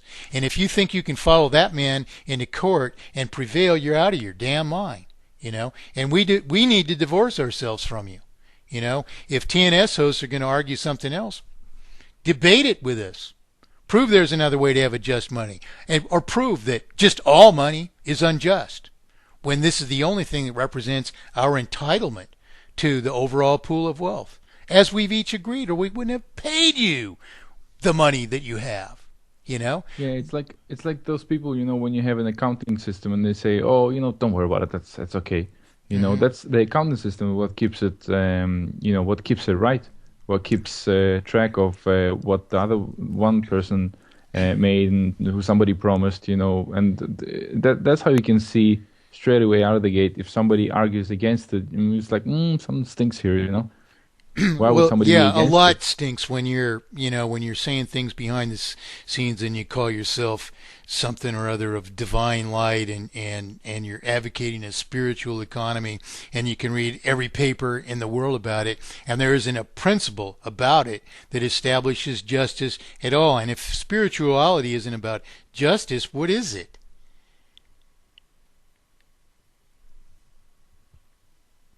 Yep. So I think we need to an important thing to do is and this is what, you know, I think everybody should be doing, is get this idea out of our heads that there's somebody that is in control of everything. There's this conspiracy, or there's this group of people. In truth, so Ivan, helpless, you've said that very well, and I like to hear it when you say it. But what you're trying to explain to people, and I don't know. I think it's stupid that we're trying to communicate with people that claim they can't understand this, because frankly, day in and day out, the reason I wasn't able to prepare a show today is I got contacted by a woman who wanted to do promotional material on this and interview me and so on and so forth. And we had just a fabulous visit. We had never spoken before.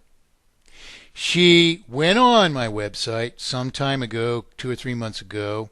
I don't even attend my YouTube accounts because that whole thing is all, it's just, YouTube is a mess. The most evil, wicked people in the world, love to hang out and mess YouTube up. But anyway, she understood it perfectly well. I hear from people all day long, every day, who hear from it perfectly well. I spend most of my time attending to a few people who maybe read a tiny part of it, claimed it was too verbose, or some damn thing like that. I mean, just something that flew into my head.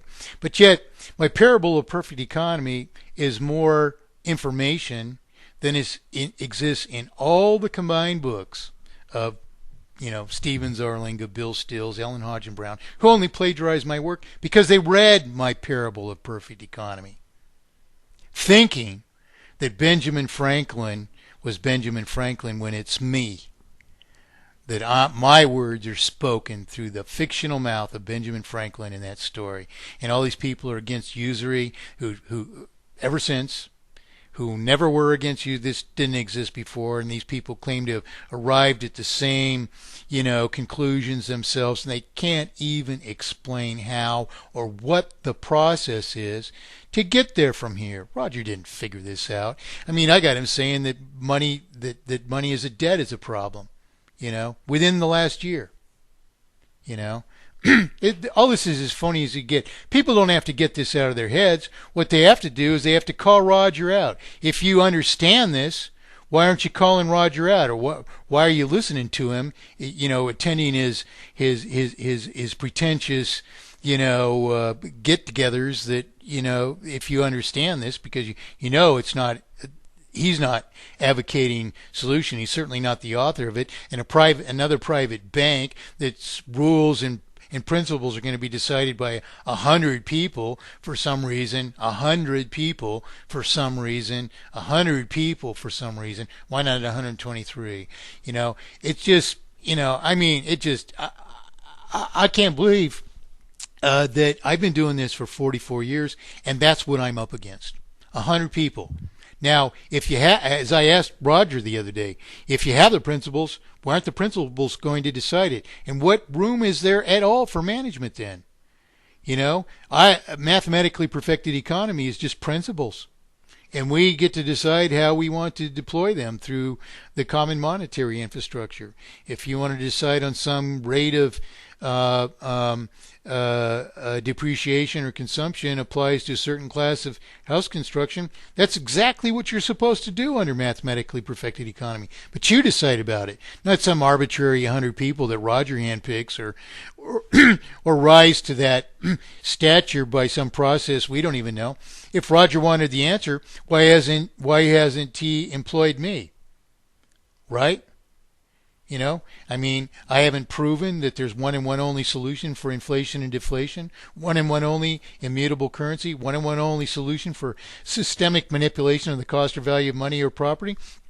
And he adopted my eradication of interest, so he certainly doesn't disagree with that, even if he doesn't have the slightest idea how you would establish or prove it, So what's Roger? And why has he avoided me? Because he wants to pretend that he authored all this stuff in the last couple of years. 40 some odd years after a 16-year-old kid did, and he can't even explain it yet. Yeah, the problem with interest is it doesn't exist. My God. How would that stand up in a court? What does it even mean?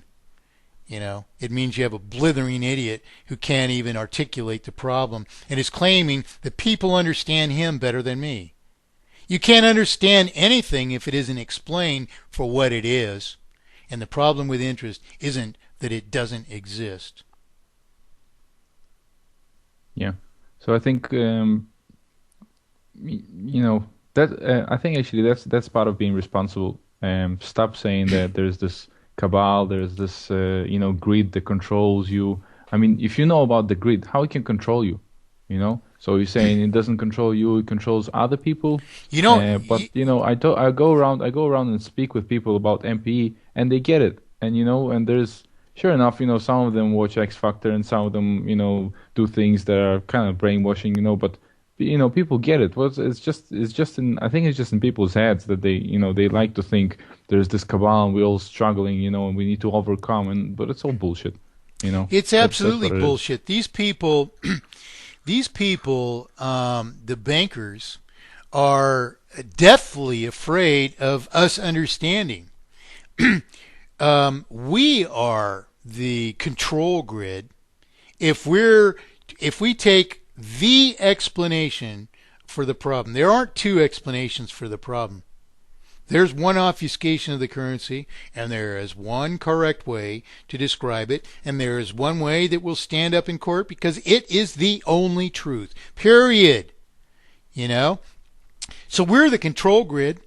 We submit to our own control grid when we say, oh, it's because the interest doesn't exist. Oh, I understand Roger Hayes because interest doesn't exist. I get it. You get it, my butt. Explain what the problem is that interest doesn't exist. Speechless audience. Anyone who even attempts to answer that question is a fool, because it isn't that interest doesn't exist. And anyone who thinks that somebody came to the same conclusion and then would explain it as interest doesn't exist is a fool of fools. Excuse me. Divine light, my butt. Money's the root of all evil, my butt.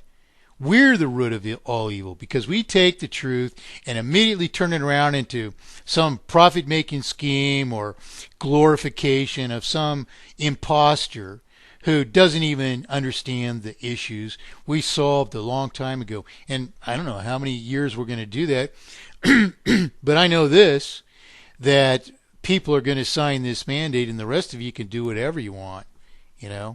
I mean, I don't know what the point is of helping people or even trying to help people who A, can't help themselves, B, because they can't help themselves, have some idea that there's multiple solutions to any mathematical riddle, or that anything we say is the problem. So we have people that think that we abandon the gold standard is the problem, that fractional reserve banking is the problem, that Kennedy's executive order wasn't honored is the problem, that Lincoln was assassinated was the problem. It goes on and on and on and on. And what is happening in every case is whoever's saying that, or even thinking of it, or is even tempted to think that, is just submitted to the control grid. They haven't said, oh, okay, well, wait a minute. This jerk, arrogant guy from America is claiming that money is all promissory obligations. I'm going to have a beer and watch X Factor. Or I listened to this divine light being who said money's created out of thin air.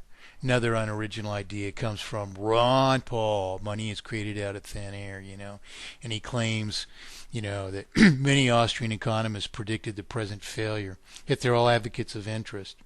And I know which ones predicted the failure, and they did it. Each of them is a blatant plagiarist of my work. A blatant plagiarist of my work. And they didn't predict it themselves. They borrowed my prediction. And they took my same articles like interest is usury and converted them, even preserving their titles. It's about interest is usury, and the whole gist of the paper is that any rate of interest that you have to borrow into circulation above principal to maintain a vital circulation perpetually increases the sum of falsified debt until you suffer a terminal sum of debt. So it inherently engenders inherently usurious sums of debt, regardless of the rate of interest.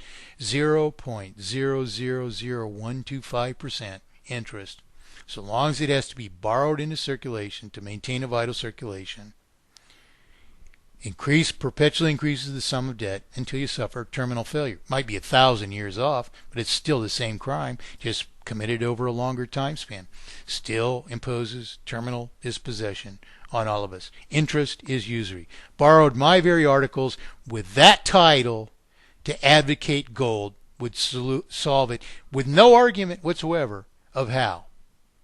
And borrowed that from a body of work which proves one solution to inflation and deflation, and that is representation for all contributions to production, which is impossible under a gold or silver or platinum or precious metal or any other monetary standard.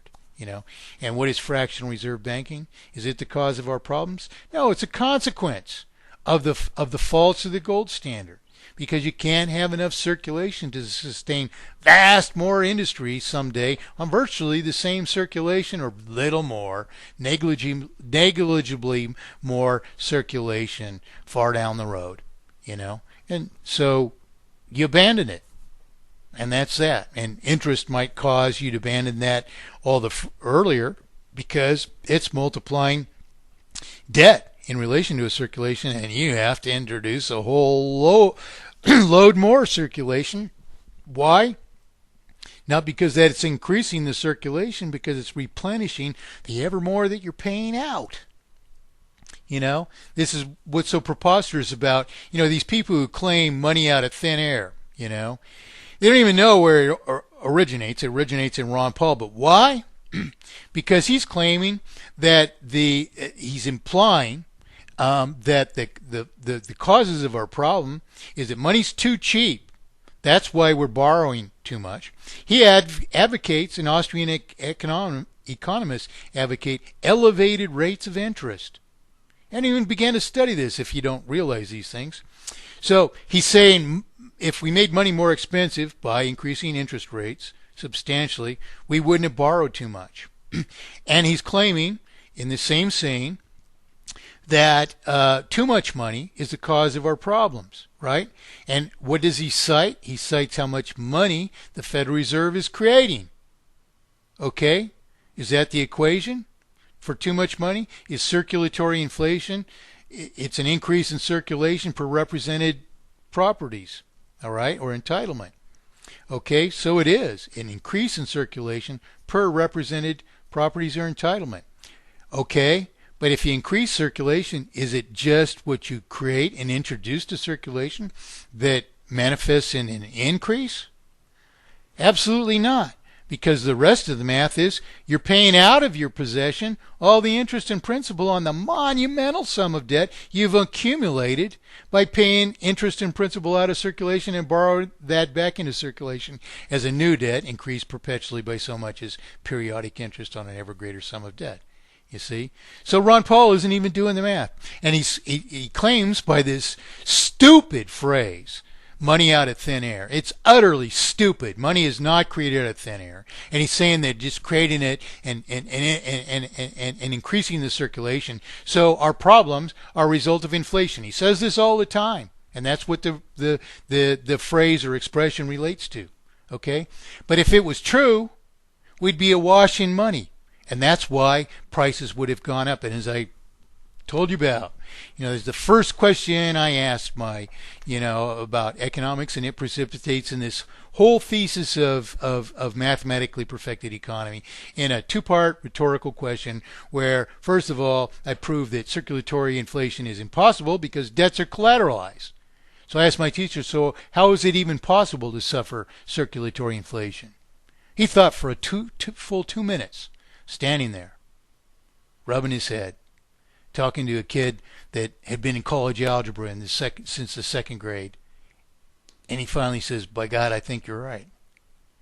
And then I said, well, being as the money comes into circulation as a debt subject to interest, then this would comprise this implicit obligation, which I keep explaining, that we pay that in order to maintain a vital circulation, we have to reborrow the principal and interest that we pay out of our possession back into circulation as a new debt, increased by so much as periodic interest, until we suffer a terminal sum of debt which destroys creditworthiness, to borrow further to maintain a vital circulation, and the circulation would deflate in the final stages of the present catastrophe. Meanwhile, all the while, ever more of the circulation is dedicated to servicing debt as opposed to sustaining the industry and commerce which are obligated to do so. Thus, maldisposition, or multiplication of falsified indebtedness in proportion to the circulation, is the cause of increasing prices, because it imposes increasing costs on industry and commerce, forcing industry to increase its prices to maintain necessary margins of solubility. Therefore, interest is the cause of not only of terminal monetary failure, but of perpetual price inflation. And I'm the one who came up with the separate terms long time ago for circulatory inflation, which was the original meaning. And it was assumed, as my teacher had just attempted to teach, that price inflation was the consequence of circulatory inflation, which we had just demonstrated, so long as debts are collateralized, cannot even exist. And yet this is what Ron Paul is trying to sell to all these simpletons who want to say, oh yeah, money's being created out of thin air, and that's the reason that the value of money has gone down. Not at all. It's interest. And Austrian economists are not only advocates of interest, but advocates of elevated rates of interest purportedly to discourage us from borrowing. But what is the fact then? The higher the rate of interest, the more interest you have to borrow back into circulation to maintain a vital circulation. Thus, the faster the escalation of debt and the faster the failure. So he's pretending that Austrian economists, who he won't name because they're my plagiarists, and I can name them, and I have named them. I need to go on that again, but, all this is preposterous. So anybody wants to claim money's created out of thin air, debate us. Anybody wants to claim there's another solution, including Roger Hayes Bank, debate us. There's people at TNS and around TNS who tried to get Roger and Hayes and I together for a year. In fact, I have an earlier discussion with Roger Hayes. He doesn't understand a damn thing about any of this, and this lawful bank thing is a lost cause anyway. He's only pretending to come up with a solution that he's morphed more and more into the only solution, and he's still, substantially shy of it, and his bank is not the way to do it. Period. A private bank is not the way to do it. So all these people can hee-haw that they're getting away with murder, and Roger is the new savior, monetary savior, because interest doesn't exist, and their bank's going to do it for all of us, and they're going to solve all our problems. Well, sorry, the private bank is not the way to do it.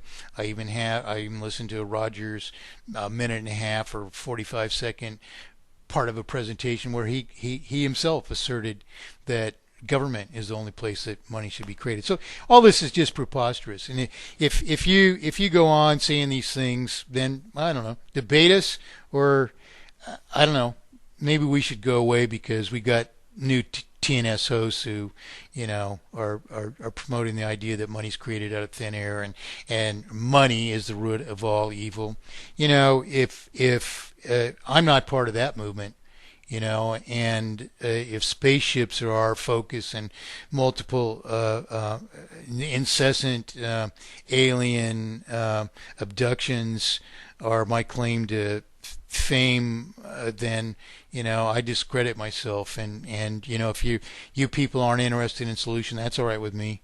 I know a lot of people who are, and there's no room for the opposing sides of this here. So people are losing their houses. If Divine Light is interested in defending their position, fine. Let's meet. Let's do this. I'm tired of the incredible things that have been said behind the scenes. I mean, I mentioned some things that happened to, a number of people the other day because, they're just absolutely unacceptable in any kind of cooperative circle of people who are working toward the same goals, which are ostensibly a TNS solution. Either we're about solution or we're not. I'll debate anybody here, and everybody here. Free for all, yell out, scream out. I don't give a damn what it is. Let's just do it. Vin can get on the mixing board and let's take all these people, down, or they take me down, whichever it is. I don't care. And if you want me out of here, I'll leave. You all want to go to court claiming that you don't have a debt. Fine. That's what Ireland can do. That's fine with me. It is fine with me, especially after I spent all the time here that I have, and people are claiming they don't understand this. It's been explained inside out, upside down, and backwards, so many times now. No one has any excuse. No one. Yeah. And just to add to that, I would debate anybody who is prepared to have a discussion or he thinks he can invalidate MPE. And many other people as well. So the problem is nobody debate, right? Nobody debates. Oh, they're just trying to poke holes in the in the whole thing, and nobody would actually sit down and debate. Yeah, well, that's okay too. I mean, it would have been better if we already had a mixing board the other night, so that whoever was interrupting couldn't have interrupted until the other person was finished. That's the only way to control it. So I only advocate that. Vin or somebody deal with it with a mixing board so that the audience, doesn't have to, endure breach of argumentative principles. But it's okay if they don't have an argument and they just want to make claims. Money is evil, fine. Make the claim then. If that's all the argument, then that's all the argument the audience has. I frankly, I've heard enough about mathematically perfected economy. If I'm the audience, I don't even want to hear any of these other people.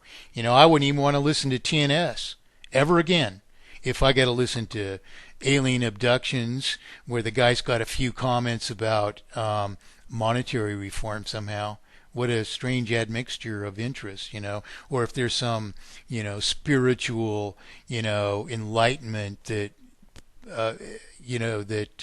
amounts to a fact that money is evil, it's as if saying a contract is evil or a commitment is evil, because all money is a commitment and a contract, period, unless you allow bankers to change it.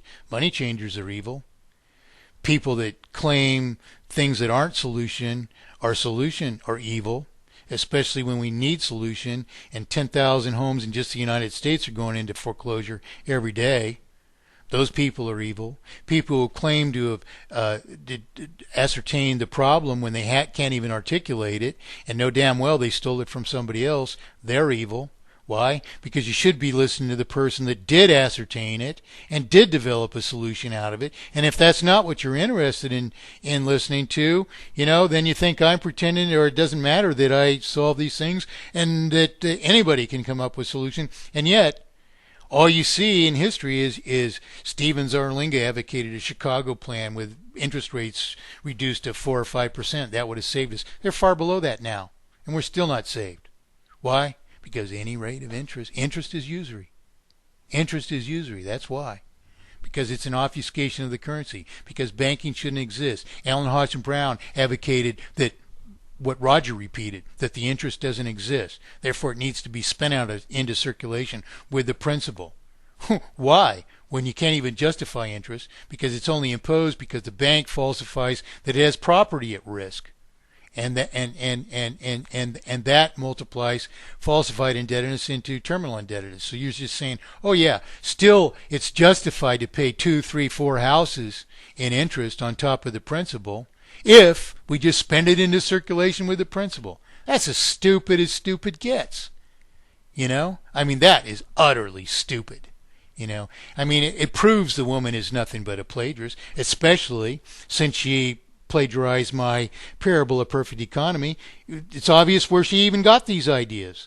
And she had to change them into something else because she's a lawyer and she knows full well she's plagiarizing me. That's why she changed them. I was notified a few days ago about yet another guy who's writing a book with my ideas, who interviewed me. Well, Well, what the hell's going on here? He was arguing against me the whole while. He finally sort of got it after a whole bunch of other people said, hey, the guy Mike Montagne knows what he's talking about. Don't you get it? He finally got it. So he produced a book in a few weeks, and now he's another authority. I don't think so.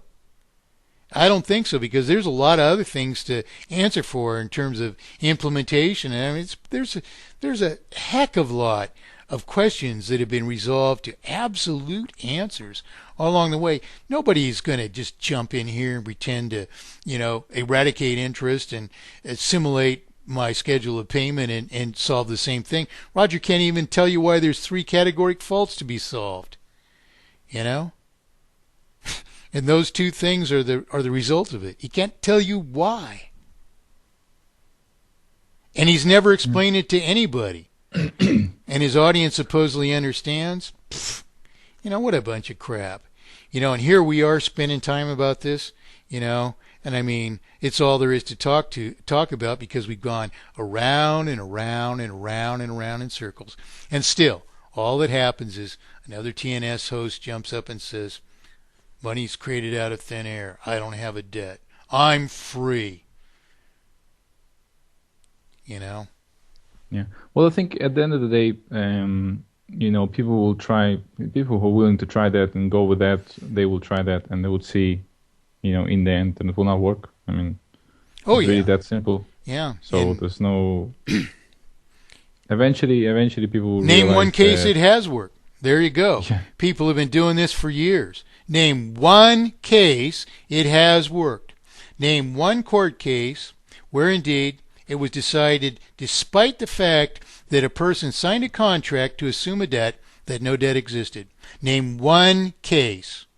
Come on, wake up. It's been happening forever. And these people are arguing now that there's no debt. They haven't even woke up yet. They haven't even got enough sleep. That's just stupid. That's blitheringly stupid. I mean, that isn't our audience. I know there's good people out there that understand this. I mean, yeah, absolutely. In the last few weeks, in fact, I have got so many emails from other people who've listened to TNS and who don't listen to TNS anymore. They're sick of what they're hearing now. I have so many people who tell me they only listen to TNS when I was on, and they quit listening to it after that, and now they've gone back. And I mean, there's things going on at TNS, and I hear about it from all parts of the world immediately. I don't listen to this stuff. I don't follow these people. And there's some really ugly stuff going on between particular people, and they know who they are. And they know we recognize their, methods of operation.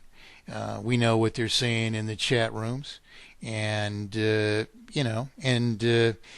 the people who are listening to these people knew these people for what they're really about, what they're saying, how they work, I mean, if you want to hear them, I'm glad to butt out, because I don't like the idea of wasting my time with people. And we worked hard at explaining this to people. And can't master it, don't want to master it, need Pawnee to master it for you. Shame on you. Yeah. Shame on you. That's not sovereign. That's not being responsible. Right. If you didn't... I got a notebook right now. I always got a piece of paper. I always got a piece of pen. If I need to write something down real quick, it's going to happen. And if I was listening to a radio program where this guy just outlined, I mean, I'm tired. Yeah, I'm really, there's no way I'm ever going to give up the battle. But if people like some people at TNS who I've been confronted with lately are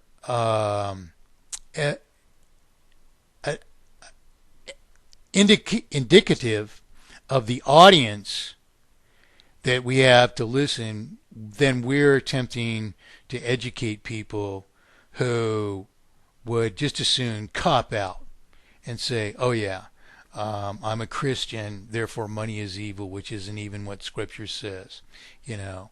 Or, yeah, money is created out of thin air. Sure, I'll just glom onto that, and that'll be my slogan for the rest of my life, too. You know, sorry, those people don't know anything. They can't be educated. If you want that, you already have it. And you also already have what I've had to give. So, you know, this has taken time. I'm wondering why I do this. I don't want to be associated with many of the preposterous things that go on. I mean, you know, like I said the other day, you know, a woman accosts me that my YouTube videos are created by some actor because of a TNS program. The actor's doubling as a police agent, you know, and I assured her it was really my video. And, you know, it was like, the response was, really? Are you sure? You know, it's like, it's my own goddamn video. And if that's what kind of people are listening to TNS, we would really have the wrong audience. And you know, you were complaining about people not understanding this. I'm sorry, that's the exception. If you go to a Ron Paul forum, it isn't that people don't understand this. It's that they're viciously attempting to defend their candidate who's indefensible. He's never explained why or how money is created out of thin air, or why we really have circulatory inflation. It's impossible to have circulatory inflation if the debts are collateralized. But we don't have circulatory inflation unless your math is also accounting for what interest and principal we're paying out of circulation.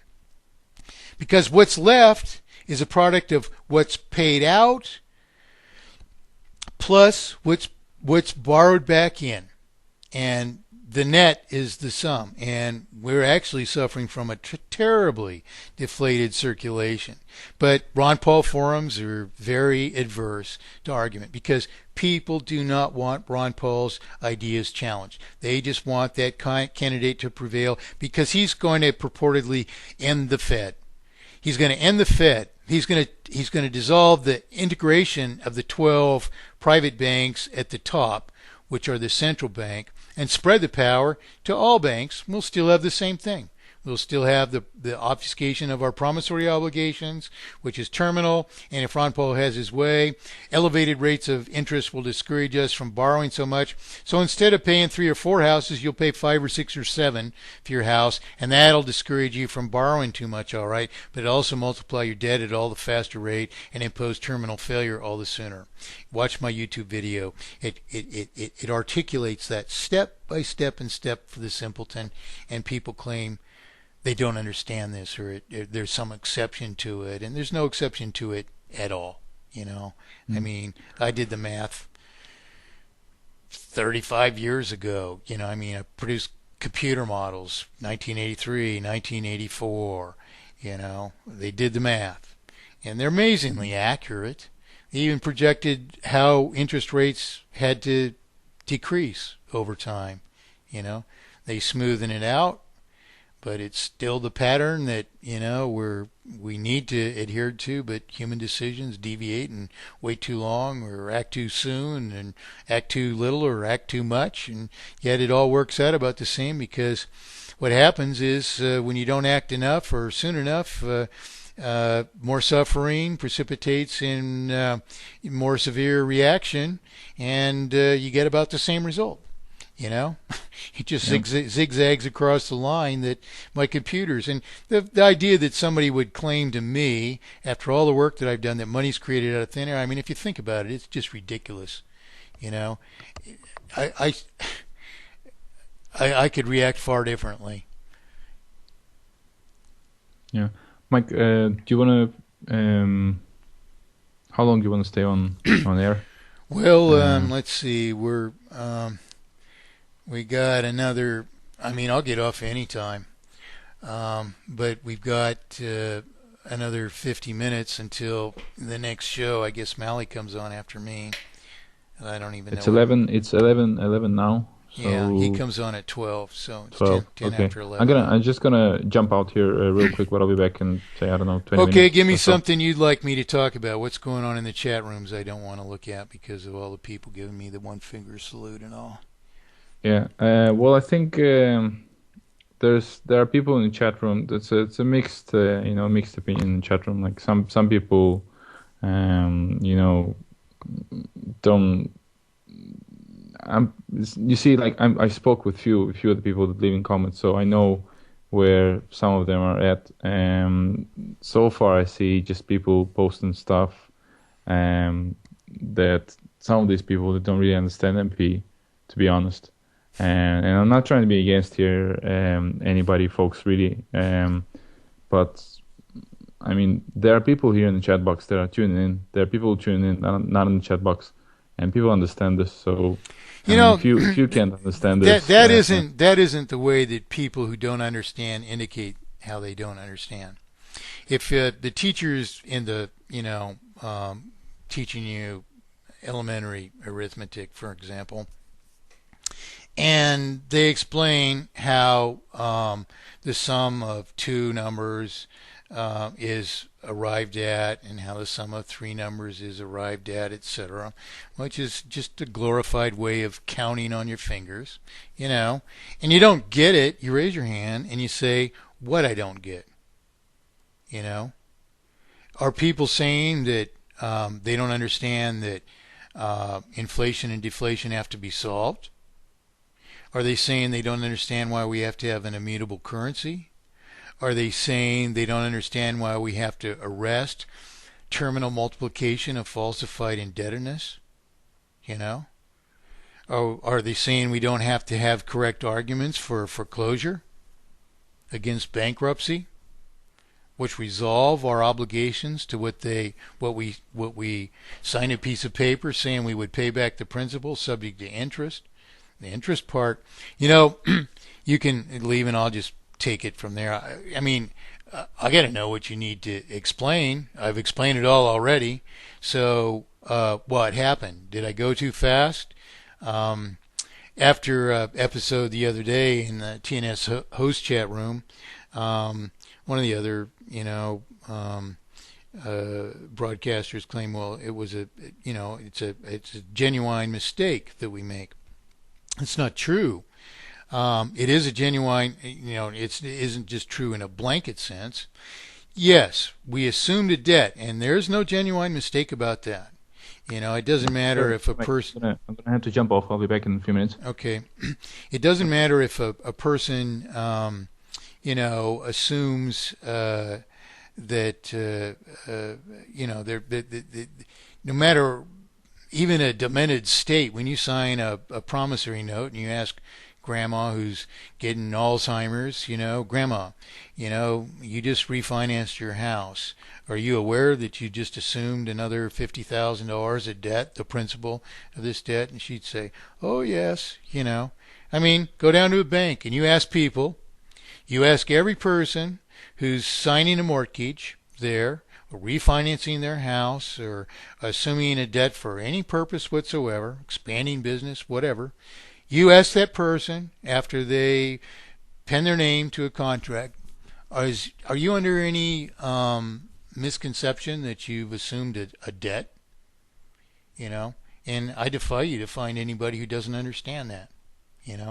So there's no question about that part. The question is, did we borrow the money from the bank when it just created a representation of our own promissory obligation? That's one question. Now, if it just created a representation of our promissory obligation, at most they have at risk is the cost of publishing it. Might be $1 to create $100,000. That's all they have at risk. So why are they charging you interest on $100,000? If interest is justified, why isn't it charged on the $1? And being as the real creditor who gave up property for the promissory obligation, who gave up that $100,000 house for a $100 promissory note, being as they're the only one who has property at risk, because they're the only one who's going to suffer if we don't maintain the integrity of that promissory obligation by contributing to the pool of wealth $100,000 of our own production, so that they can receive a like volume of our production from us in payment, only then are we upholding our contract. But so, again, it's a promissory obligation, excuse me. It's a promissory obligation. And our payments are retired because we owe less and less and less when we pay it off. The money is just a portable accounting system. It's like actual physical tokens when it's physical money. And so it's our carrying around of that $100,000 with us when we're a creditor that is a testament to the fact that we gave $100,000 of property up, and we deserve now to receive $100,000 of property. You know, this allows us to specialize and to increase our prosperity by virtue of a specialization.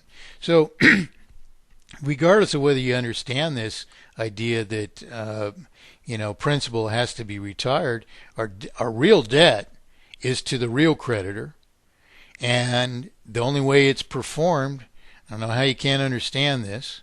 Think about it. I build you a $100,000 house. You say, okay, Mike, I build bamboo fly fishing rods.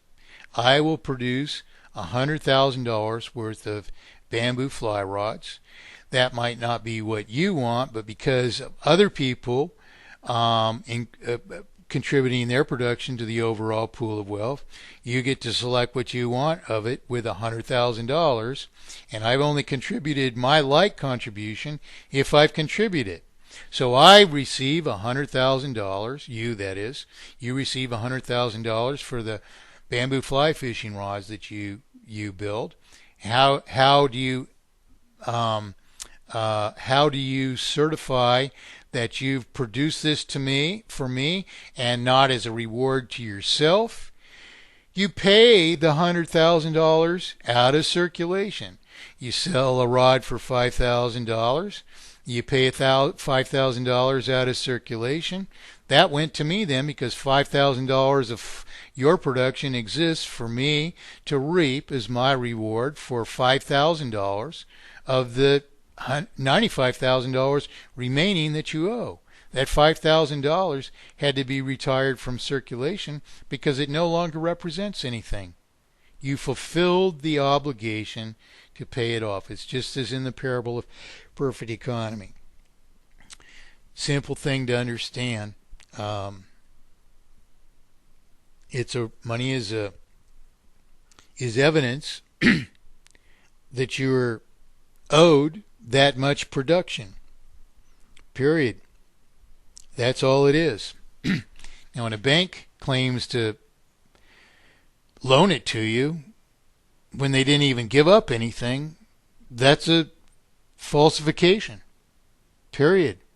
It's as if I said, oh, you owe me $100,000 just because I give you a piece of paper that says you owe me $100,000. That isn't what the piece of paper means because you issued a promissory obligation, which obligation precipitates to the real creditor who gave up property for it. It doesn't precipitate to the bank.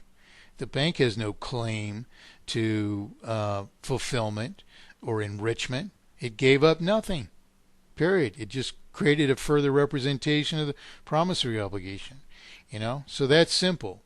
How does this obfuscation multiply? I'd be bored to hear it. How can people say they don't understand this? What don't you understand? You don't understand promissory obligations?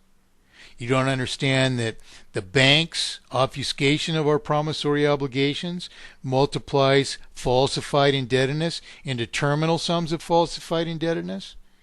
It isn't because the interest doesn't exist. It does exist. It exists in the circulation. It's because the only way you can maintain the circulation, being as the bank can't purchase that much of our production, the production, related production that exists is only equal to the principal. It can't purchase the principal plus the interest in our production because the interest doesn't even exist in our production. Number one.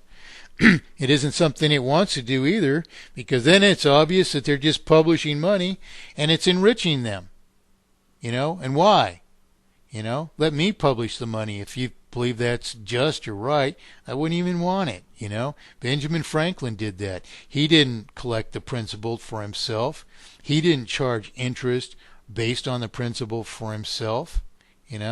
And besides, the story comes from my parable of perfect economy and the Pennsylvania currency that Ellen Hodgson Brown praised as the most brilliant banking model in history. What didn't even exist. That's my story, my words, my explanation of mathematically perfected economy issued through the fictional mouth of Benjamin Franklin.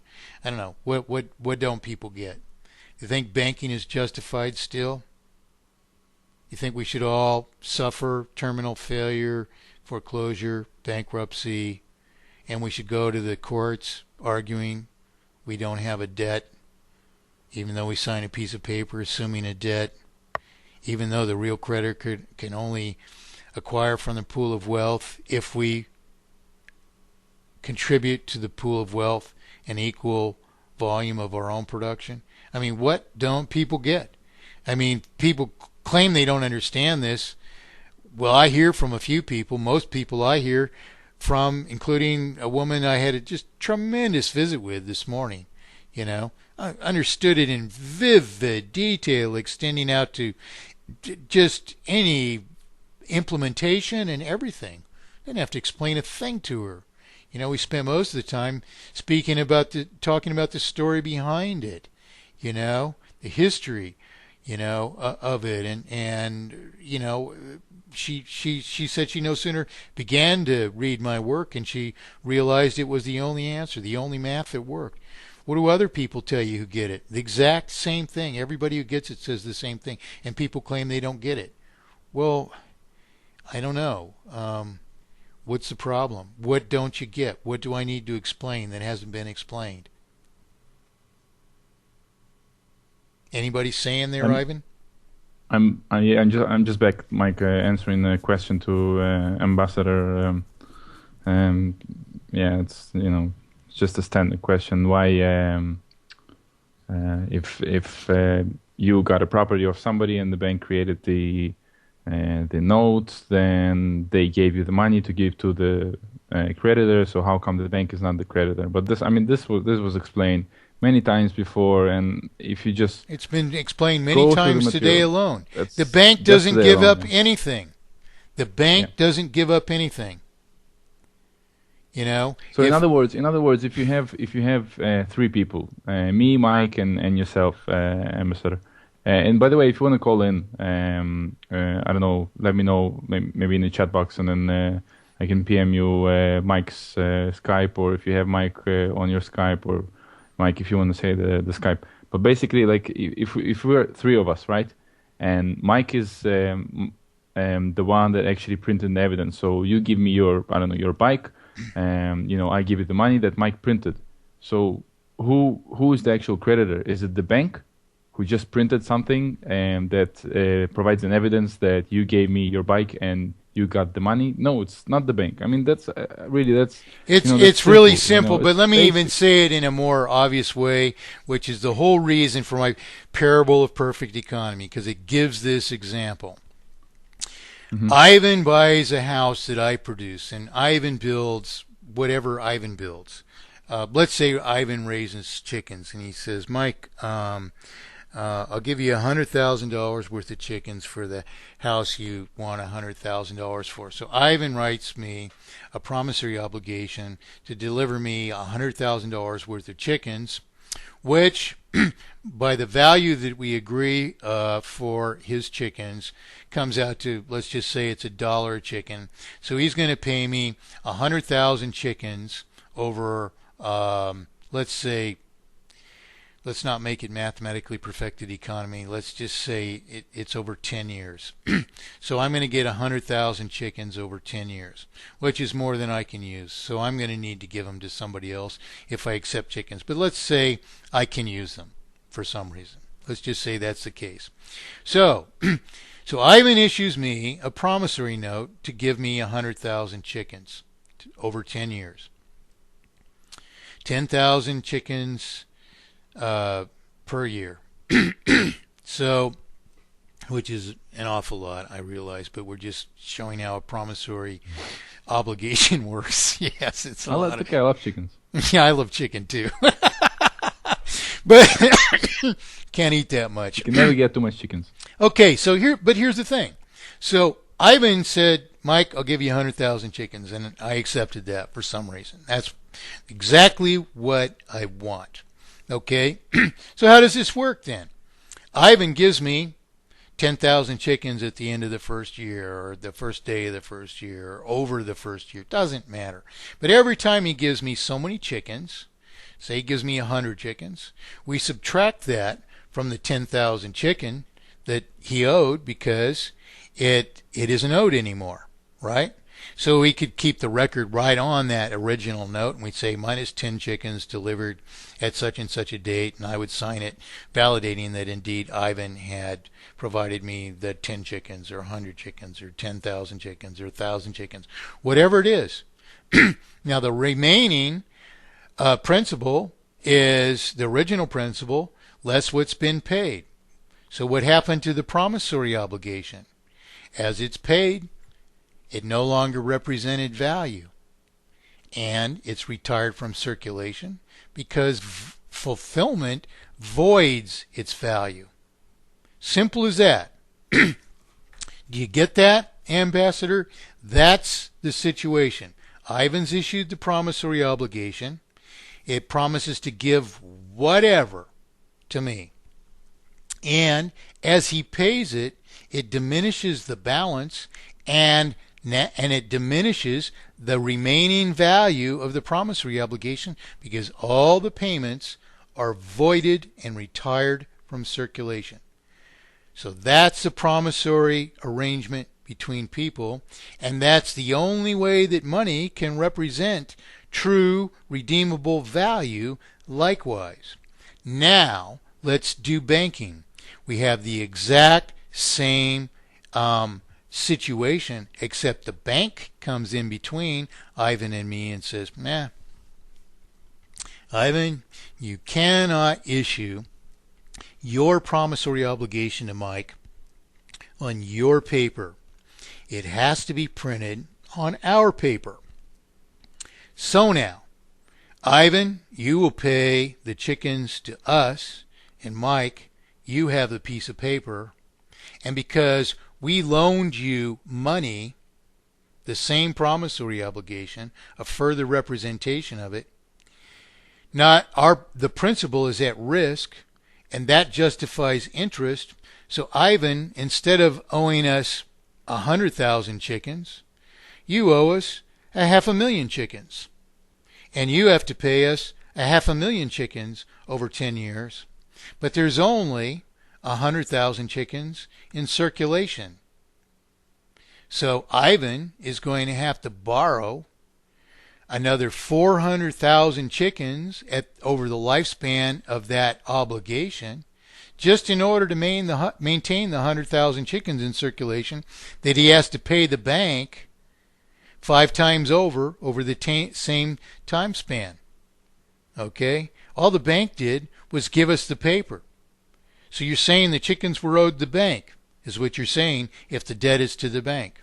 And it's not the case, because all the bank is doing is acting as a publisher of a further representation of our promissory obligation, pretending it's loaning us money. That's the first money that comes into existence. No money existed before.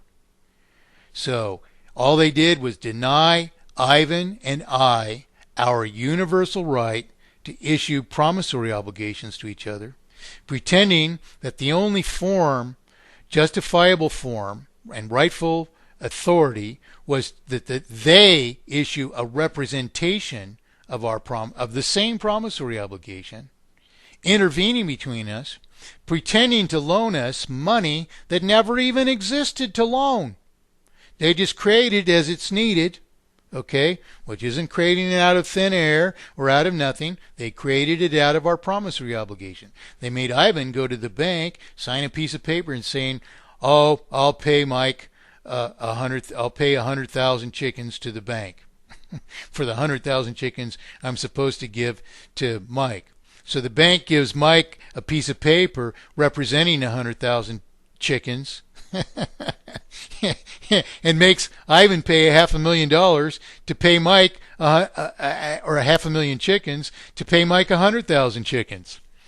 Mike's the only real creditor. Mike's the only thing that gave up the house. I'm the one that said, Ivan, I'll take your promissory obligation so long as its integrity is maintained by you contributing $100,000, 100,000 chickens to the overall pool of wealth, so I can spend the $100,000 on the 100,000 chickens. Okay, that's how I get my 100,000 chickens in this kind of economy base where promissory obligations rightly serve to represent our entitlement. Okay, but when the bank comes in the equation and says, no, they can't, promissory obligation can't represent your entitlement anymore because you have to borrow them from us at cost. So you sign a contract to issue a promissory obligation for the same amount. The real creditor gets that amount, and the bank claims that amount to itself, enriching itself 100,000 chickens for just in principle, for merely issuing a piece of paper. It's an ancient ruse. It's what put Jesus Christ on the cross.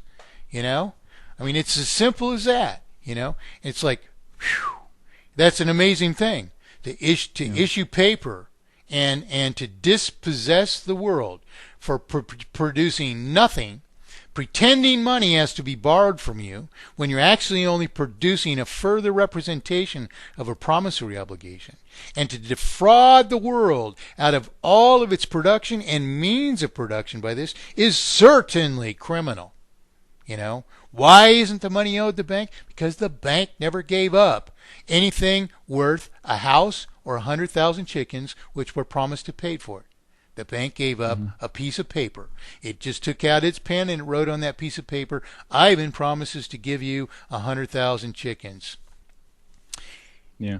And just on that point alone, Mike, a few pennies just dropped. Ambassador just got it, and another guy, Martin, just got it as well. Totally awesome. So everybody who don't get it. Every time that you see around you, people get it, and people saying they got it. You should really, reevaluate what have you been doing in the past few days, weeks, month, really, with your time. Because there's, I'm sorry for interrupting there, Mike. No, I'm listening. Do you want to finish that point? No, I'm glad to listen. We've really gone around the same cycle a whole lot of times. If you just want to finish that point there, if you don't mind. If you go on YouTube, there's loads of these. Like I've been saying this for a few months, I think already. On YouTube, there's loads of these documentaries, about the regions of humanity and God knows what, and they're all like huge. They're like 2, 3, 4 hours long. And if you find time to watch that, but you don't have time to educate yourself about how money is created, who you really have to blame, and then. Some people can come up here and say, it's not explained to us properly. But I got it. There's people from other countries. Once you do get it, yeah, right. And from the English. I've been hearing from Russia since the first days of the internet. I can't even read all the email I get from Russia. I got no idea what people are writing me, but quite often somebody from Russia writes me in English. There have been sites in Russia promoting my work since the early 90s. The Russians were some of the first people to promote my work. There are many other countries that do it. Over the last 10 years, it's been proliferated across the Islamic world, mostly by plagiarists who don't argue it perfectly well as well.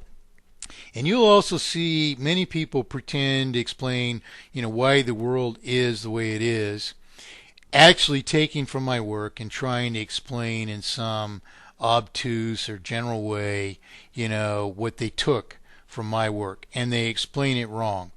And I'm not saying you have to read me. After all, I'm not getting any money. Nobody's paying me for this. This is my own time, and most of the time, the people who do understand it only occasionally write thank you, whatever. And most of my life, all day long, every day, I hear constantly from about further plagiarists of my work and people who have taken it and converted it into something else. And the problem is, the truth is the truth, and I'm sorry, no Roger Hayes or anyone else has articulated it even correctly yet. I mean, people like you, Ivan, and and Dave Ardren in Australia, and countless other people. Over the years, Jim Eldon, Patrick Hedemark, who, bless his soul, is no longer with us. Great guy. I mean, the first email I got from this fellow Patrick Hedemark, and oh man, was he a great guy. I got an email, and I forget how many questions were on it. But there was a professor at the University of Colorado who, in the later 70s, I met him after his son Jacques McPhee had written him about. Jacques and I were next door neighbors. We shared adjacent apartments and the same deck, and barbecued together regularly, our girlfriends and each other, and and I talked about mathematically perfected economy all the time, because we discussed, world affairs and whatnot. And Jacques said to me one day, he said, my father's the head of the math staff of the University of Colorado. He said, would you mind if I wrote him about your monetary ideas? And I said, well, of course not. I mean, I never dreamed that the guy, this good friend's father would plagiarize my work or anything, and he never did. Many people do, most people do, and they do it without even getting it, and so the work that they proliferate is just wrong. I mean, everybody who's plagiarized my Parable of Perfect Economy doesn't even realize that it's not history, so they're pretending to have dug it up in their own research, and they're actually proving that they plagiarized me when they reproduce it. It's as stupid as stupid gets. But anyway, just for one story, I mean, so a few years later, Jock and Lisa got married, and they invited me back to Colorado Springs to the wedding, and I gladly went and rented forget if I rented a tux. I don't think I did, actually. Went to the wedding. I think I did for the wedding, and then for the wedding reception, I decided to go casual, and it was a big mistake. I got there, and there was this huge Victorian mansion. It's like 3 stories, had its own ballroom and everything, and it's all hardwood floors, with a stage and podium and everything, and I get to this thing in a rented car, and here's all these limousines pulling up and all these people in tuxedos getting out. I'm thinking, oh my God, because I'd switched to a pair of cowboy boots and worn out jeans and a wool shirt, So I thought, oh boy, I don't want to crash this party here, but so I'll maybe sneak in the back and see if I can't find Jock and Lisa and give my hugs and blessings and get the heck out of Dodge, and so I was talking about Patrick Hedemark, and what I was thinking about was his questions were just so incredible, and Vin's another one who called me up, and he had great questions. He understood this from the beginning, and I just had a 4-hour visit with a woman I'd never spoken to this morning before we went on the air, about mathematics. I mean, she got the whole thing. It wasn't even worth talking about mathematically perfected economy because it was like, she wanted to participate in the proliferation of it. I mean, she could articulate anything about this right now, and I can tell you that even though I hardly talked to her about mathematically perfected economy. We just talked about, a few things about it, and it was an incredibly great visit. But anyway, So I see some people go through the fence at this mansion to the backyard, and I thought, well, I'll follow them. Went through a gate and led around some back door, and they were in a short line of just a few people, most people going in the front, and so I follow them in this door, and lo and behold, it goes in the back corner of this pretty good sized kitchen, to this place, and there's Jock and Lisa just like I am, and so I gave them both a big hug and congratulated them, and no sooner as I'd done that, I wasn't even finished, and Jock says to me, he says, Mike, and he no sooner said my name, and there was this gentleman about 70 years old in a tuxedo, 3 or 4 feet abreast to me, and he's talking with several other professors, and as soon as Jock said my name, the man standing there stopped and started to turn toward me, and he said, as Jock finished saying, I'd like to introduce you to my father. And this man reached his hand out to me and grabbed my hand and shook it forcefully and pulled me close to him with incredible gratification, saying, you're the one with the economic ideas. And a bit bashfully, I said, I'm in, my late 20s. I said, said a bit bashfully, I said, I suppose so, sir. And he didn't even let go of my hand for a half an hour. And these other professors were just incredibly interested in this. At time we had 20 and 30 professors in the kitchen listening to a discussion. We went from the beginning of mathematically perfected economy to the end of it.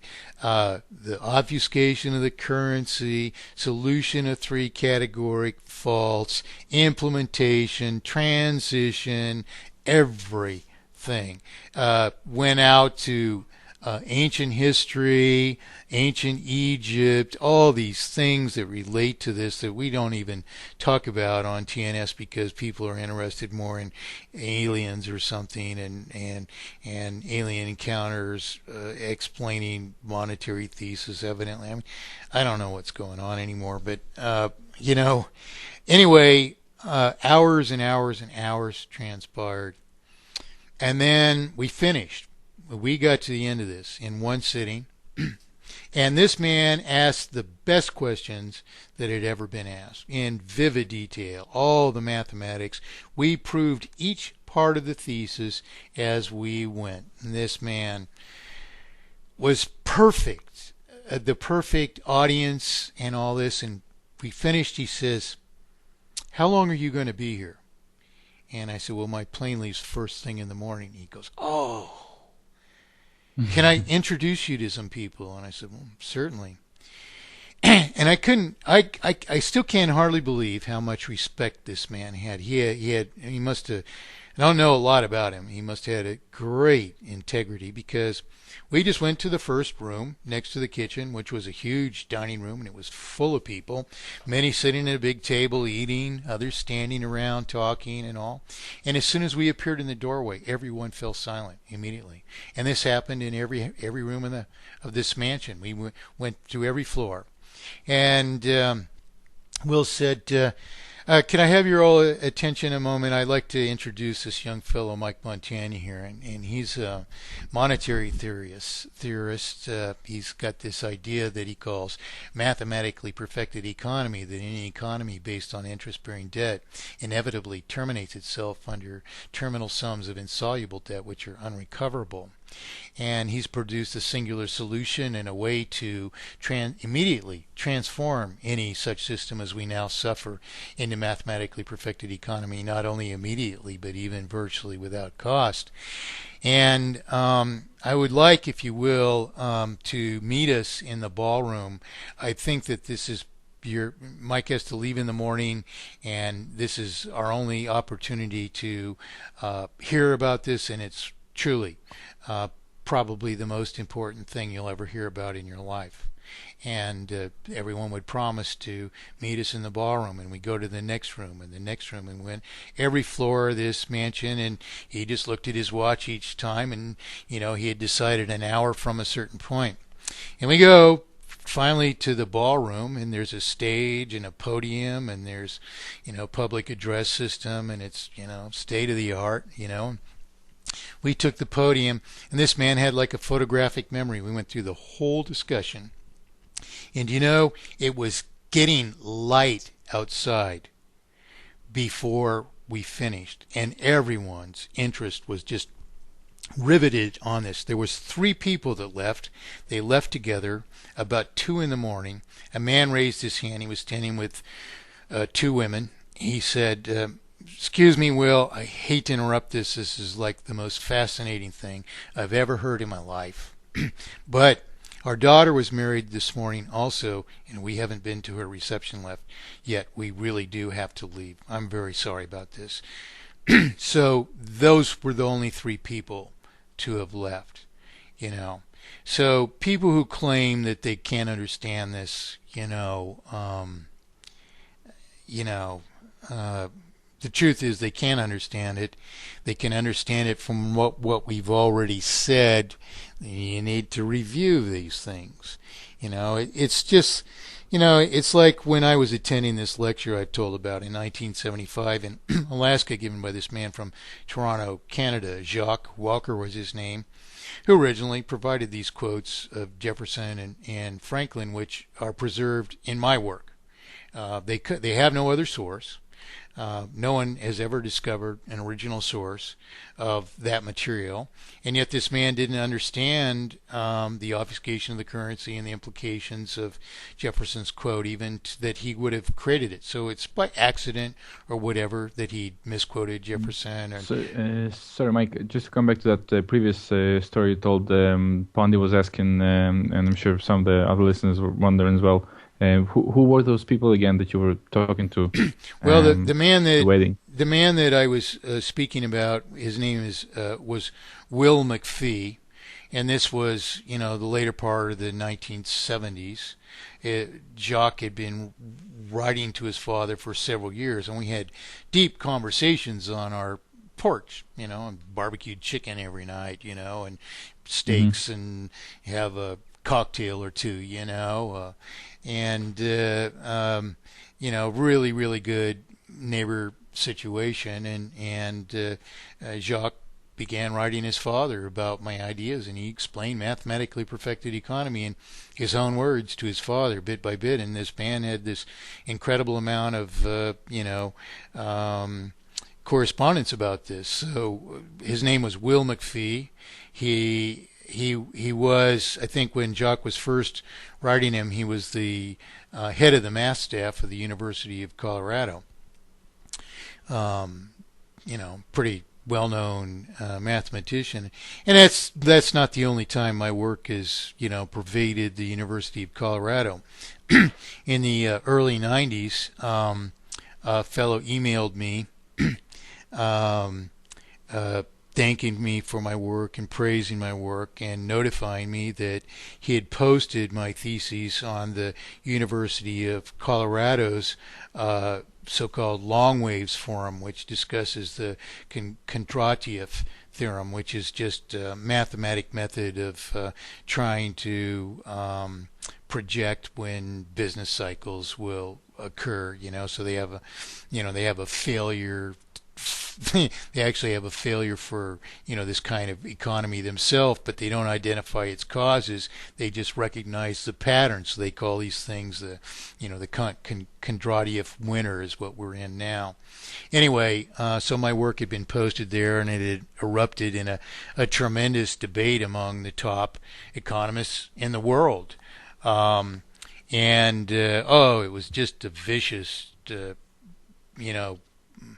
throat-cutting debate, and this guy just apprised me that he had done this, and he thought I should jump in there. So I joined the forums and responded to the arguments, and the financial people were so vicious, trying to discredit this by ad hominem, or what are your credentials, where did you go to college, that kind of thing.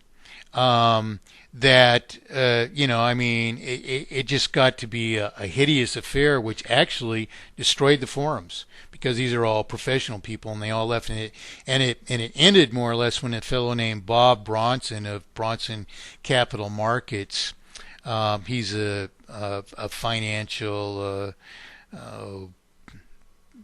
prophet, you might say. He takes patterns, mathematic patterns, and projects what's going to happen in the stock market. And he's really quite well respected mathematically. I don't have a lot of respect for him, but since that day, I've subscribed to his newsletter because he basically offered the final argument against me. He said that the failure that my work projected would never happen because everyone would simply just write off their debts, you know. And I was so tired of the preposterous arguments, of course I thought, well, sure, people are just going to write off their debts or write down their debts. How do you write down a mortgage? How do you write down your credit card debt? Well, people are trying, but that doesn't resolve it to what it ought to be. Yet I'd already provided all the arguments, and what could I do but repeat them? It was these financial people who just wanted to think that something was wrong with mathematically perfected economy so they could go on as money changers, and that was it.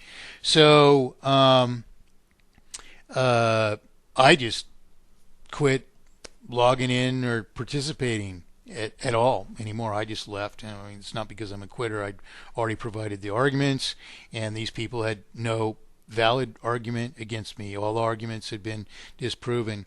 And the person who had originally introduced me to this, and many other people wrote me afterwards and told me that those forums had completely disintegrated. There was no integrity in them anymore. Professionals weren't relying on them, and But so this debate over mathematically perfected economy in the early '90s there, basically destroyed those forums. I have no idea if they've been revived since. That's over 20 years ago, But just the same, I look at Bob Bronson's work, because I've been on his newsletter ever since. I recently got a notice that he's going to start charging for it, so I'm not going to subscribe to it any longer. But basically, all of his projections concur with his failure, and he's even stated himself in many different ways, that there's a impossibility of writing down or writing off, our debts, and that's why, this thing just has to work itself out, and he's projecting it won't do that for at least another 10 years at this point, So, in truth, his work, his later work, has only agreed with mine, and people, of course, they're not writing down their debt, and even if they do to some degree, all that does is keep us at the brink of terminal failure all the longer, because interest is going to continue to multiply debt upon us, so we'll get right back up to a terminal sum of debt before you know it. Yeah, write it down a little bit, big deal. That just basically what it does is it launders the money that we borrow into circulation directly into the pockets of the bankers again. It's enriching the crap out of these people at the cost of keeping us, restricting us to the brink of terminal failure. I mean, it's stupid for us to want that or to think it relieves it, but that's what people take relief from. They think, oh, good, they're going to reduce everybody's mortgage 25% tomorrow, for instance. Say they do that, everybody would rejoice. Okay, well, great. It would be an immediate relief to some extent, but the only effect of it is going to be that we'll be able to service the other debts that we can't service as much. They'll start to raise federal taxes again, and claim that they're, imposing austerity. Well, the fact of the matter is, the reason they can't impose austerity, and austerity will never work, is federal debt's already terminal. And we're already taxed so much that we can't afford to service federal debt. So although we're assuming more federal debt, we're not servicing it. So it's not hurting us in cost because taxes haven't been raised since this massive accumulation began approximately 1975 to 1980, in there. So, we have an escalation that we can't service. Yes, it would hurt us if we were servicing it, but we're not. So the lack of austerity is actually the only thing that's keeping the economies alive, the lie of economy alive, because they're effectively just pouring money into circulation by federal overspending. That's the only thing that's maintaining a minimal circulation owing to how much we're paying out of it in the way of private debt. That's why we're not awash in money, as Ron Paul keeps trying to claim, by saying, continually reusing this stupid expression that money's being created out of thin air. It's not our problem. The problem is the obfuscation of our promissory obligations perpetually multiplies falsified indebtedness into terminal indebtedness. No matter what we do to relieve a little bit of it, it's just a temporary band-aid that immediately goes away because whatever money they pour into circulation, we pay out of circulation. They need to pour more money into circulation. They need to perpetually pour money into circulation because we're perpetually paying humongous amounts of money out of circulation. So until you fix the cause of the problem, which is the obfuscation of the currency, and which is only fixed by restoring the debts to what I'm claiming they should be under mathematically perfected economy. Note, this is not a matter of opinion. This isn't Mike Montagne's opinion. This is the math. It's not a debt to the bank. That's what the promissory obligation is. Interest is not justified. All interest should have counted toward principal. Therefore, the only proper rate of payment is an obligatory schedule of payment at the rate of consumption of related property, because more is a crime against some people and less is a crime against others. Simple as that. So that's it. That resolves the debt to all it is. And if you did that today, whether you do it individually as true sovereign individuals standing for justice, or you do it through government, through this mandate, which is the other thing that the mandate is doing, it's not excuse me, it's not asking government to give us mathematically perfected economy and absolute consensual representation. It's saying that's the only thing we are accepting as government, and any other government is no longer valid. You see, that's sovereignty, And so that solution's already existed. And when and if we ever do that, you won't have any need for Roger Hayes' purportedly lawful bank. It's no lawful bank at all. I mean, I've talked to legal people for hours and hours and hours over many periods of time, where, I'm fully apprised you can't just form a bank. Any bank that's formed in the world has to be formed under laws that exist. You have to modify the laws before you can create what Roger wants to create and call a lawful bank. It is not a lawful bank. It is an unlawful bank. And it's just a lie that it solves anything or that Roger solved anything. Roger cannot be trusted. Yeah. So listen, Mike, we pretty much coming up to 12. So I think what we mainly cover today is Roger's suggestion for a solution to the economy. And if people were listening, a few people were saying that you keep going on and on about Roger. But I mean, I don't really see that. Roger goes on and on, and he's working more and more on a bright public image and drawing more and more people to them. And Roger's not going away. Yeah. Roger would go away if everyone challenged him, but as long as we're not doing that, Roger's a problem. Yeah. Paul Green knows a problem. I must say there are people right now in the chat box that well, how would you describe that? I don't really know how to describe it. I mean, I don't see people who type these irrelevant things about MPE, don't really get MPE. I am happy, more than happy, to help people understand it. If you don't understand it and all you can say is, I don't get it, how come I get it? How come all the other people get it? I'm sorry, if you don't get it and you can't, if you come up and you say you don't get MPE, and you can't even pose a proper question, what is it you're asking? What does it show?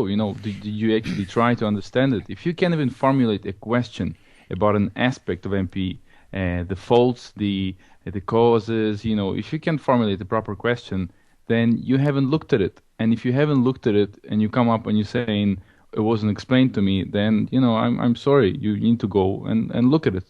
We can try and explain, but if you have been listening, you would have got at least something. But if you're not listening and you're busy typing away stuff in the chat box and slagging people and just making jokes, then at the same time you're coming and saying I don't get it, but it's being explained. So what people, I deal with this kind of person all the time, and generally they're a person that they actually have no genuine intention of understanding solution. They might want to invest in Roger Hayes Bank, for instance, and they object to the fact that Roger has, just been dismembered. So, and that's the best that they can do, is they can just say they don't get it. They can't disprove any part of it. They don't want to raise a question so that we re-explain what's obvious again to them. So they just make it's childish, and personally, it's evil, because if you want to understand, you ask a question. You don't make an assertion. I don't understand it. It's as if you're trying to say it's incomprehensible. And there's just a few people. I mean, if you don't understand it, you don't deserve representation. You don't even know what representation is. You haven't even done your responsibility as a citizen. And that's okay. What Roger Hayes wants you to do is to just think he solved the problems by just telling you that interest doesn't exist. So what he wants you to do is give up $10,000 of your 10,000 euros so that he can give you $100,000 of liquidity, as he put it, and and you're cool there. And what you need to do is give Roger your money and see where it goes, and maybe you'll figure it out someday. But if you can't ask a question, we can't answer it. And if you're just saying it's incomprehensible, that's pathetic. That's like you probably don't know how to order breakfast. For crying out loud. What do you want to say? There's no sense at all to money. We don't have to give it any sense. We just made it complicated because once again in one evening we'd answer every issue about money. Once again, twice again, 3 times again, 4 times again in a single evening, and you don't get it? Well, okay. Yeah. Okay, I guess we better call it a night then. Thanks again, Ivan. Thank you, Mike. I'll sign off here and hang on, and we can chat afterwards. All right? Yeah. Sure okay. Thing. Thanks again, Ivan. Thanks Appreciate it, buddy. Yeah. Okay. Thanks. Good night. Talk to you later. Okay. Night, everyone.